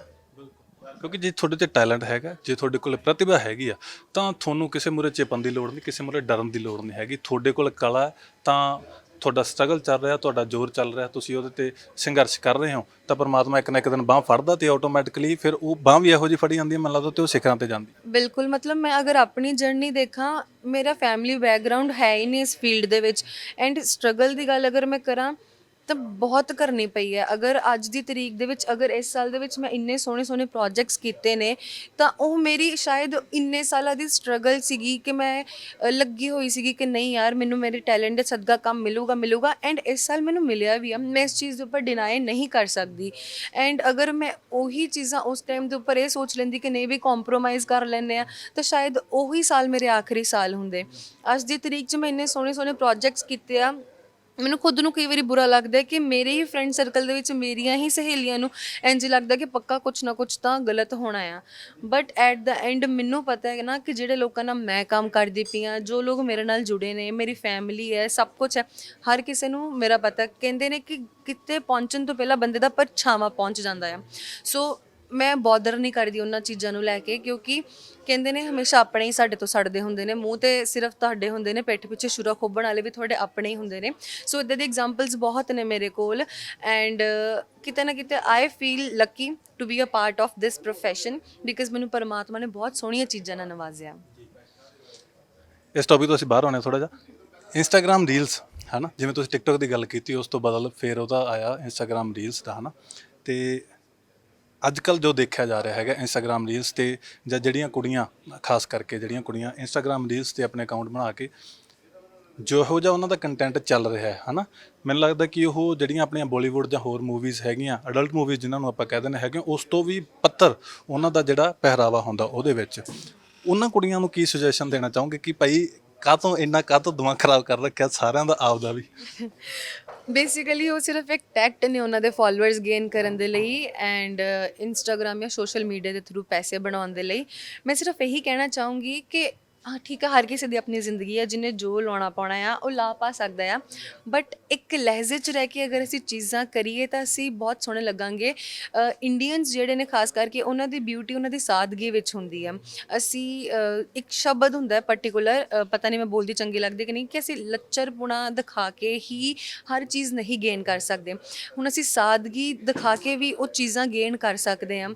ਨਿਮਰਤ ਖਹਿਰਾ ਮੈਮ ਨੇ ਜੋ ਸਾਦਗੀ ਦੀ ਮਿਸਾਲ ਵੀ ਦਿੱਤੀ ਜਾਂਦੇ ਨੇ, ਅੱਜ ਦੀ ਤਰੀਕ 'ਚ ਹਰ ਕੋਈ ਉਹਨਾਂ ਨੂੰ ਬਹੁਤ ਪਸੰਦ ਕਰਦਾ ਹੈ, ਪਸੰਦ ਦੇ ਨਾਲ ਰਿਸਪੈਕਟ ਵੀ ਕਰਦਾ, ਬਟ ਜਿਹੜੀ ਲੱਚਰਤਾ ਦਿਖਾ ਕੇ ਅਸੀਂ ਪਸੰਦ ਲੈਂਦੇ ਆ ਉਹ ਤੁਹਾਨੂੰ ਰਿਸਪੈਕਟ ਨਹੀਂ ਦੇਵੇਗੀ। ਉਹ ਲੋਕੀ ਸਿਰਫ ਤੁਹਾਡੀਆਂ ਚੀਜ਼ਾਂ ਦੇਖਣ ਦੇ ਲਈ ਆਉਣਗੇ, ਬਟ ਤੁਹਾਡੀ ਪਿੱਠ ਪਿੱਛੇ ਤੁਹਾਡੀ ਕਦੀ ਤਾਰੀਫ ਨਹੀਂ ਕਰਨਗੇ। ਸੋ ਕਿਤੇ ਨਾ ਕਿਤੇ ਮੈਂ ਇਹੀ ਕਹਿਣਾ ਚਾਹੂੰਗੀ ਕਿ ਟੈਲੈਂਟ ਨੂੰ ਅੱਗੇ ਲੈ ਕੇ ਆਓ, ਲੱਚਰਤਾ ਨੂੰ ਨਹੀਂ। ਜਿਹੜਾ ਲੱਚਰਪੁਣਾ ਜਿਹੜੇ ਦਿਖਾਉਂਦੇ ਵੀ ਹੈਗੇ ਆ, ਚਲੋ ਕਈ ਵਾਰੀ ਕੀ ਹੁੰਦਾ ਕਿ ਮੈਂ ਪਰਸਨਲੀ ਜਿੰਨੀਆਂ ਕਿ ਮੈਂ ਕੁਝ ਕੁ ਕੁੜੀਆਂ ਨੂੰ ਜਾਣਦਾ ਨਹੀਂ, ਮਤਲਬ ਦੇਖਿਆ ਜਿਨ੍ਹਾਂ ਨੂੰ ਮੈਂ ਹੈ ਨਾ ਰੀਲਸ 'ਤੇ, ਉਹਨਾਂ ਕੋਲੇ ਟੈਲੈਂਟ ਵੀ ਹੈਗਾ, ਕਈ ਬਹੁਤ ਸੋਹਣਾ ਡਾਂਸ ਕਰਦੀਆਂ, ਕਈ ਬਹੁਤ ਸੋਹਣਾ ਗਾਉਂਦੀਆਂ ਨੇ, ਪਰ ਉਹਨਾਂ ਦਾ ਇਹ ਟੈਲੈਂਟ ਮੈਨੂੰ ਲੱਗਦਾ ਉਹਨਾਂ ਦੇ ਉਹ ਲੱਚਰਪੁਣੇ ਕਰਕੇ ਪਿੱਛੇ ਛੁਪਿਆ ਪਿਆ ਹੈਗਾ, ਉਹਨੂੰ ਉਹ ਮੂਹਰੇ ਨਹੀਂ ਆ ਪਾਉਂਦਾ ਹੈਗਾ। ਕਿਉਂਕਿ ਜੇ ਉਹ ਅਸਲ ਦੇ ਵਿੱਚ ਤਾਂ ਉਸ ਟੈਲੈਂਟ ਨੇ ਹੀ ਕਮਾਈ ਦੇਣੀ ਹੈ, ਉਸੇ ਟੈਲੈਂਟ ਨੇ ਹੀ ਤੁਹਾਨੂੰ ਅੱਗੇ ਲੈ ਕੇ ਜਾਣਾ ਹੈਗਾ। ਤੇ ਜਿਹੜੀ ਚੀਜ਼ ਉਹ ਦਿਖਾਉਣਾ ਚਾਹੁੰਦੇ ਹੈਗੇ ਜਾਂ ਦਿਖਾ ਰਹੇ ਹੈਗੇ ਲੋਕਾਂ ਨੂੰ, ਉਹ ਬਾਹਲਾ ਟਾਈਮ ਦਾ ਚੱਲਣ ਵਾਲੀ ਹੈ ਨਹੀਂ। ਹਾਂ, ਉਹ ਬਹੁਤਾ ਟਾਈਮ ਨਹੀਂ ਚੱਲੇਗੀ। ਇੱਕ ਟਾਈਮ ਦੇ ਉੱਤੇ ਆ ਕੇ ਕਿਤੇ ਨਾ ਕਿਤੇ ਲੋਕ ਵੀ ਕਹਿ ਦੇਣਗੇ ਕਿ ਹਾਂ ਮਤਲਬ ਇਹ ਜ਼ਿਆਦਾ ਹੋ ਰਿਹਾ ਹੈ, ਐਂਡ ਉਹ ਤੁਸੀਂ ਸਿਰਫ ਲੋਕਾਂ ਦੇ ਲਈ ਹਾਸੇ ਦਾ ਪਾਤਰ ਬਣ ਕੇ ਰਹਿ ਜਾਓਗੇ, ਮਜ਼ਾਕ ਬਣ ਕੇ ਰਹਿ ਜਾਓਗੇ। ਬਟ ਇੱਕ ਇੱਜ਼ਤ ਨਾਲ ਜ਼ਿੰਦਗੀ ਜੀਣੀ ਹੋਵੇ ਬੰਦੇ ਨੇ, ਤਾਂ ਮੇਰੇ ਖਿਆਲ ਨਾਲ ਤੁਸੀਂ ਆਪਣੇ ਟੈਲੈਂਟ ਦੇ ਸਿਰ 'ਤੇ ਜੀਓ, ਨਾ ਕਿ ਇਹਨਾਂ ਚੀਜ਼ਾਂ ਦੇ ਸਿਰ 'ਤੇ। ਮੈਂ ਗੱਲਾਂ ਬਾਤਾਂ ਤਾਂ ਬਹੁਤ ਕਰਦਾ ਪਿਆ, ਕਿਤੇ ਮੈਂ ਉਹਨਾਂ ਗੱਲਾਂ ਬਾਤਾਂ ਇਹਨਾਂ ਦੇ ਜਵਾਬ ਵੀ ਸੁਣ ਰਿਹਾ ਹੈਗਾ, ਤੇ ਉਹ ਕਹਿੰਦੇ ਹੁੰਦੇ ਆ ਕਿ ਤੁਹਾਡੇ ਬੋਲਾਂ ਤੋਂ, ਤੁਹਾਡੇ ਜਵਾਬਾਂ ਤੋਂ ਤੁਹਾਡੀ ਸੀਰਤ ਦਾ ਵੀ ਪਤਾ ਲੱਗ ਜਾਂਦਾ ਹੈ ਨਾ। ਤੇ ਜਿੰਨਾ ਕਿ ਮੈਂ ਦੇਖ ਰਿਹਾ ਹੈਗਾ, ਤੇ ਮੇਰੇ ਨਾਲ ਹੁਣ ਸ਼ੇਅਰ ਬਹੁਤ ਕਲੀ ਕਲੀ ਆ ਗਿਆ ਮੇਰੇ ਅੰਦਰੋਂ, ਤੇ ਮੈਨੂੰ ਐ ਵੀ ਮੈਂ ਦਿਵਜੋਤ ਜੀ ਤਾਰੀਫ ਦੇ ਵਿੱਚ ਇੱਕ ਸ਼ੇਅਰ ਹੋ ਜੇ। ਤੇ ਅਰਜ਼ ਹੈ, ਇੱਕ ਚਿਹਰੇ ਕੀ ਤਾਸੀਰ ਐਸੀ, एक चेहरे की तासीर ऐसी कि शराब सी चढ़ गई, एक चेहरे की तासीर ऐसी कि शराब सी चढ़ गई, उस चेहरे की तारीफ खातर शायर की शायरी भी क्या कर गई, मर गई। Thank you. No no no no no no no, यही तो ਅਸੀਂ ਪੂਰਾ ਕਰਾਉਣਾ ਸੀਗਾ, ਉਹ ਪੂਰਾ ਉਹਨਾਂ ਨੇ ਸ਼ਾਇਰ ਹੀ ਮਾਰਤਾ। ਸ਼ਾਇਰ ਨਹੀਂ ਮਾਰਨਾ, ਦੇਖੋ ਜੇ ਸ਼ਾਇਰ ਮਰ ਗਏ ਤਾਂ ਤਾਰੀਫ, ਹਾਂ ਦੱਸੋ, ਜੇ ਸ਼ਾਇਰ ਮਰ ਗਿਆ ਤਾਂ ਵੀ ਸ਼ਾਇਰੀ ਮਰੀ, ਜੇ ਸ਼ਾਇਰੀ ਮਰੀ ਤਾਂ ਸ਼ਾਇਰ ਵੈਸੇ ਹੀ ਮਰ ਗਿਆ ਨਾ। ਅੱਛਾ ਫਿਰ ਤੁਸੀਂ ਤਾਂ ਕੰਪਲੀਟ ਕਰੋ, ਕੀ ਸੀਗਾ ਇਹ? एक चेहरे की तासीर ऐसी कि शराब सी चढ़ गई, एक चेहरे की तासीर ऐसी कि शराब सी चढ़ गई। अगली लाइन की सी, ਤੁਹਾਨੂੰ याद ਹੋਵੇ ਤਾਂ ਦੱਸਣੀ ਆ ਤੁਸੀਂ। इस चेहरे की तारीफ खातर, दूसरी एक चेहरे की, ਹੁਣ ਮੈਂ ਫੇਰ ਦੁਬਾਰਾ ਤੋਂ ਮੈਂ ਅੱਜ ਨਾ ਪਤਾ ਕੀ ਰੌਲਾ ਕੀ ਆ, ਜਿਹੜੇ ਅਸੀਂ ਆਪ ਲਿਖੇ ਹੁੰਦੇ ਨਾ ਸ਼ੇਰ, ਅਸੀਂ ਰਟਾ ਕੇ ਜਾਣੇ ਹੁੰਦੇ ਆ। ਗੱਲ ਇਹ ਆ, ਹੋਰ ਕੋਈ ਰੌਲਾ ਨਹੀਂ ਹੈਗਾ। ਤੇ ਤੁਸੀਂ ਵੀ ਗੌਰ ਫਰਮਾਇਓ ਹੈ ਨਾ। ਹਾਂਜੀ, ਇੱਕ ਚਿਹਰੇ ਕੀ ਤਾਸੀਰ ਐਸੀ ਕਿ ਸ਼ਰਾਬ ਸੀ ਚੜ ਗਈ, एक चेहरे की तासीर ऐसी कि शराब जी चढ़ गई, शराब सी चढ़ गई, शराब सी चढ़ गई, उस चेहरे की तारीफ खातिर, उस चेहरे की तारीफ खातिर शायर की शायरी, शायर की शायरी फीकी पड़ गई, फीकी पड़ गई। ठीक है। एक चेहरे की तासीर ऐसी कि शराब सी चढ़ गई, उस चेहरे की तारीफ खातर शायर की शायरी फीकी पड़ गई। हाँ, ਹੁਣ ਉਹ ਜਿਹੜੇ ਚਿਹਰੇ ਹੁੰਦੇ ਆ ਉਹ ਇਸ ਤਰ੍ਹਾਂ ਦੇ ਚਿਹਰੇ ਹੁੰਦੇ ਆ, ਤੁਸੀਂ ਧਿਆਨ ਨਾਲ ਦੇਖ ਸਕਦੇ ਹੋ। ਸੀਰਤ ਤੇ ਗੱਲਾਂ ਬਾਤਾਂ ਵੀ ਤੁਸੀਂ ਸੁਣੀਆਂ, ਬਹੁਤ ਸੋਹਣੀਆਂ ਗੱਲਾਂ ਬਾਤਾਂ ਦਿਵਜੋਤ ਦੀਆਂ। ਅੱਛਾ ਦਿਵਜੋਤ, ਅੱਗੇ ਹੁਣ ਕਿਹੜੇ ਪ੍ਰੋਜੈਕਟਸ ਆ ਰਹੇ ਹੈਗੇ ਨੇ, ਕੀ ਕਰ ਰਹੇ ਹੋ? ਬਹੁਤ ਸਾਰੇ ਪ੍ਰੋਜੈਕਟਸ ਆ ਰਹੇ ਆ। ਸੋ ਅੱਲੜ ਵਰੇਸ ਮੂਵੀ ਰਿਲੀਜ਼ ਹੋਊਗੀ ਨੈਕਸਟ ਈਅਰ, ਉੱਚੀਆਂ ਉਡਾਰੀਆਂ ਰਿਲੀਜ਼ ਹੋਊਗੀ, and Tinku Ki Dulhania release ਹੋਊਗੀ, ਹਸਰਤ ਰਿਲੀਜ਼ ਹੋਊਗੀ, ਐਂਡ ਉਸ ਤੋਂ ਬਾਅਦ ਕੁਝ OTT ਦੇ ਲਈ ਹਿੰਦੀ ਵੈਬ ਸੀਰੀਜ਼ ਪ੍ਰੋਜੈਕਟਸ ਨੇ ਤੇ ਉਹ ਰਿਲੀਜ਼ ਹੋਊਗਾ। ਕੁਝ ਪੰਜਾਬੀ ਸ਼ਾਰਟ ਮੂਵੀਜ਼ ਨੇ ਉਹ ਰਿਲੀਜ਼ ਹੋਣਗੀਆਂ, 8 ਮਿਊਜ਼ਿਕ ਵੀਡੀਓਜ਼ ਨੇ ਉਹ ਰਿਲੀਜ਼ ਹੋਣਗੇ, ਜਿਨ੍ਹਾਂ 'ਚੋਂ ਕਾਫੀ ਦੁਬਈ ਵੀ ਸ਼ੂਟ ਹੋਈਆਂ ਨੇ। ਸੋ ਪ੍ਰੋਜੈਕਟਸ ਦੀ ਗੱਲ ਕਰਾਂ ਤਾਂ ਪ੍ਰੋਜੈਕਟਸ ਬਹੁਤ ਸਾਰੇ, ਜਿਹਦੇ 'ਚੋਂ ਮੈਂ ਸ਼ਾਇਦ ਗਣਾਉਂਦੀ ਅੱਧੇ ਭੁੱਲ ਵੀ ਗਈ ਹੋਊਂਗੀ, ਮੈਨੂੰ ਬਾਅਦ 'ਚ ਯਾਦ ਆਉਂਦਾ ਹੁੰਦਾ ਕਿ ਅੱਛਾ ਤੇ ਮੈਂ ਦੱਸਿਆ ਹੀ ਨਹੀਂ। ਸੋ ਅਗਲਾ ਸਾਲ ਮੈਂ ਇਹ ਕਹਿ ਸਕਦੀ ਹਾਂ ਕਿ ਹੁਣ ਤੱਕ ਦੀ ਮੇਰੀ ਜਿੰਨੀ ਮਿਹਨਤ ਆ ਨਾ, ਉਹ ਪਰਦੇ ਉੱਤੇ ਦੇਖਣ ਨੂੰ ਮਿਲੂਗੀ। ਕਿਆ ਬਾਤ। ਅਸੀਂ ਤੁਹਾਨੂੰ ਬੈਸਟ ਵਿਸ਼ੇਸ ਵੀ ਦਿੰਦੇ ਹਾਂ। ਜਿਵੇਂ ਤੁਸੀਂ ਕਹਿੰਦੇ ਕਿ ਗਣਾਉਂਦੀ ਸ਼ਾਇਦ ਮੈਂ ਥੱਕ ਕੇ ਹੋਵਾਂ, ਮੈਂ ਕਹਿੰਦਾ ਕਿ ਇੰਨੇ ਕੁ ਪ੍ਰੋਜੈਕਟ ਦਿਵਜੋਤ ਹੋਰਾਂ ਦੇ ਆਉਣ ਤੇ ਇਹ ਤਾਂ ਭੁੱਲੇ ਰਿਹਾ ਕਰਨਾ ਵੀ ਅੱਜ ਕਿਹੜੇ ਕਿਹੜੇ ਦਾ ਸ਼ੂਟ ਕਰਨ ਜਾਣਾ, ਮੈਂ ਕਿਹੜੇ ਕਿਹੜੇ ਦਾ। ਇਹਨਾਂ ਨੂੰ 7-8 ਅਸਿਸਟੈਂਟ ਰੱਖਣੇ ਪੈਣ, 7-8 ਬੰਦੇ, ਉਹਨਾਂ ਅਸਿਸਟੈਂਟ ਤੋਂ ਸ਼ਾਇਦ ਮੈਂ ਵੀ ਵਿੱਚ ਇੱਕ ਅੱਧਾ ਹੋਵਾਂ। ਤੇ ਪਰ ਪਰਮਾਤਮਾ ਮੂਹਰੇ ਇਹੀ ਅਰਦਾਸ, ਤੇ ਕਿਉਂਕਿ ਜਿਹੜੇ ਟੈਲੈਂਟਡ ਕਹਿੰਦੇ ਹੁੰਦੇ ਟੈਲੈਂਟਡ ਆਰਟਿਸਟ ਨੇ, ਟੈਲੈਂਟਡ ਬੱਚੇ ਨੇ, ਉਹਨਾਂ ਨੂੰ ਅੱਗੇ ਆਉਣਾ ਬਣਦਾ ਹੈਗਾ, ਕਿਉਂਕਿ ਉਹਨਾਂ ਨੇ ਸੰਘਰਸ਼ ਕੀਤਾ, ਉਹਨਾਂ ਨੇ ਸਟਰਗਲ ਕੀਤਾ, ਉਹਨਾਂ ਨੇ ਸਿੱਖਿਆ ਉਸ ਫੀਲਡ ਦੀ ਖਾਤਰ। ਤੇ ਉਸ ਫੀਲਡ ਦੀ ਖਾਤਰ ਜਿਨ੍ਹਾਂ ਨੇ ਸਿੱਖਿਆ, ਉਹਨਾਂ ਦੀ ਬਾਂਹ ਫੜਨਾ ਪ੍ਰੋਡਕਸ਼ਨ ਹਾਊਸ ਦਾ ਕੰਮ ਆ। ਉਹਨਾਂ ਨੂੰ ਅਸੀਂ ਜ਼ਰੂਰ ਇਹ ਅਪੀਲ ਕਰਨਾ ਚਾਹੁੰਦੇ ਹੈਗੇ ਕਿ ਪੰਜਾਬੀ ਇੰਡਸਟਰੀ ਦੇ ਖਾਸ ਕਰਕੇ ਜਿਹੜੇ ਪ੍ਰੋਡਕਸ਼ਨ ਹਾਊਸ ਨੇ, ਉਹਨਾਂ ਨੂੰ ਨਵੇਂ ਆਰਟਿਸਟਾਂ ਨੂੰ ਮੌਕਾ ਦੇਣਾ ਚਾਹੀਦਾ। ਉਹਨਾਂ ਨੂੰ ਵਧੀਆ ਰੋਲਾਂ ਦੇ ਵਿੱਚ, ਇਹ ਨਹੀਂ ਹੈਗਾ ਕਿ ਹਾਂ ਠੀਕ ਹੈ ਜੀ, ਇੱਥੇ ਵੀ ਮੈਂ ਕਹਿੰਦਾ ਪੱਲਾ ਝਾੜ ਦਿੰਦੇ ਕਈ ਪ੍ਰੋਡਕਸ਼ਨ ਹਾਊਸ ਵੀ, ਹਾਂਜੀ ਅਸੀਂ ਤਾਂ ਦਿੱਤਾ ਸੀਗਾ। ਉਹ ਤੁਸੀਂ ਜੇ ਸਪੋਰਟਿੰਗ ਰੋਲਾਂ ਦੇ ਵਿੱਚ ਤੁਸੀਂ ਉਹਨਾਂ ਨੂੰ ਮੌਕਾ ਦੇਤਾ, ਜਾਂ ਉਹਨਾਂ ਨੂੰ ਛੋਟੇ ਛੋਟੇ ਰੋਲਾਂ ਜਿਹੜੇ ਲੋਕਾਂ ਨੇ ਫੜੇ ਹੀ ਨਹੀਂ, ਜਾਂ ਲੋਕਾਂ ਦੇ ਸਾਹਮਣੇ ਹੀ ਨਹੀਂ ਆ ਸਕੇ, ਉਹਨਾਂ ਦਾ ਕੋਈ ਫਾਇਦਾ ਨਹੀਂ ਹੈਗਾ। ਉਹਨਾਂ ਦੀ ਪ੍ਰਤਿਭਾ ਪਛਾਣੋ, ਉਹਨਾਂ ਦੇ ਆਡੀਸ਼ਨ ਲਓ, ਉਹਨਾਂ ਦੀ ਪ੍ਰਤਿਭਾ ਪਛਾਣੋ, ਉਹੋ ਜਿਹੇ ਉਹਨਾਂ ਨੂੰ ਰੋਲ ਦਿੱਤੇ ਜਾਣ। ਤੇ ਬਹੁਤ ਸੋਹਣਾ ਲੱਗਿਆ ਦਿਵਜੋਤ ਜੀ ਤੁਹਾਡੇ ਨਾਲ ਗੱਲਾਂ ਬਾਤਾਂ ਕਰਕੇ। ਮੈਨੂੰ ਲੱਗਦਾ ਕਿ ਟਾਈਮ ਦਾ ਪਤਾ ਹੀ ਨਹੀਂ ਲੱਗਿਆ ਕਿੰਨਾ ਟਾਈਮ ਸਾਨੂੰ ਹੋ ਗਿਆ ਗੱਲਾਂ ਬਾਤਾਂ ਕਰਦਿਆਂ ਨੂੰ। ਤੇ ਮੈਨੂੰ ਵੀ ਬਹੁਤ ਚੰਗਾ ਲੱਗਾ ਤੁਹਾਡੇ ਨਾਲ ਗੱਲਬਾਤ ਕਰਕੇ, ਤੇ ਚਸਕਾ ਟੀਵੀ ਨੂੰ ਦੇਖਣ ਵਾਲੇ ਸਾਰੇ ਦਰਸ਼ਕਾਂ ਨੂੰ ਮੇਰੇ ਵੱਲੋਂ ਬਹੁਤ ਬਹੁਤ ਬਹੁਤ ਪਿਆਰ। ਬਹੁਤ ਬਹੁਤ ਸ਼ੁਕਰੀਆ ਜੀ, ਤੁਸੀਂ ਟਾਈਮ ਕੱਢਿਆ ਸਾਡੇ ਲਈ, ਤੇ ਤੁਸੀਂ ਬਹੁਤ ਸੋਹਣੀਆਂ ਸੋਹਣੀਆਂ ਗੱਲਾਂ, ਮੈਨੂੰ ਲੱਗਦਾ ਉਹ ਕਿਸੇ ਸਾਡੇ ਨਾਲ ਸ਼ੇਅਰ ਕੀਤੇ, ਸਾਡੇ ਦਰਸ਼ਕਾਂ ਦੇ ਨਾਲ ਸ਼ੇਅਰ ਕੀਤੇ, ਜਿਹੜੇ ਸ਼ਾਇਦ ਬਿਹਾਈਂਡ ਦਾ ਕੈਮਰਾ ਨਹੀਂ ਪਤਾ ਲੱਗਦੇ, ਲੋਕਾਂ ਤੱਕ ਪਹੁੰਚ ਹੀ ਨਹੀਂ ਪਾਉਂਦੇ। ਤੇ ਤੁਸੀਂ ਬਹੁਤ ਬਖੂਬੀ ਤੇ ਬਹੁਤ, ਮੈਨੂੰ ਲੱਗਦਾ ਕਿ ਬਹੁਤ ਸੱਚਾਈ ਦੇ ਨਾਲ ਵੀ ਇਹਨਾਂ ਨੇ ਜਿੰਨੇ ਵੀ ਮੈਨੂੰ ਸ਼ੁਰੂ ਤੋਂ ਲੈ ਕੇ ਹੁਣ ਤੱਕ ਸਵਾਲਾਂ ਦੇ ਜਿਹੜੇ ਜਵਾਬ ਦਿੱਤੇ, ਬੜੇ ਸੱਚਾਈ ਦੇ ਨਾਲ ਦਿੱਤੇ ਹੈਗੇ ਆ। ਤੇ ਉਮੀਦ ਕਰਦੇ ਹਾਂ ਤੁਸੀਂ ਇਦਾਂ ਹੀ ਉਚਾਈਆਂ ਮਾਣਦੇ ਰਹੋ, ਪ੍ਰੋਜੈਕਟ ਕਰਦੇ ਰਹੋ, ਤੇ ਅਸੀਂ ਤੁਹਾਨੂੰ ਵਾਰ-ਵਾਰ ਤੁਹਾਡੇ ਨਾਲ ਮਿਲਦੇ ਰਹੀਏ। ਜੀ, ਥੈਂਕ ਯੂ ਜੀ।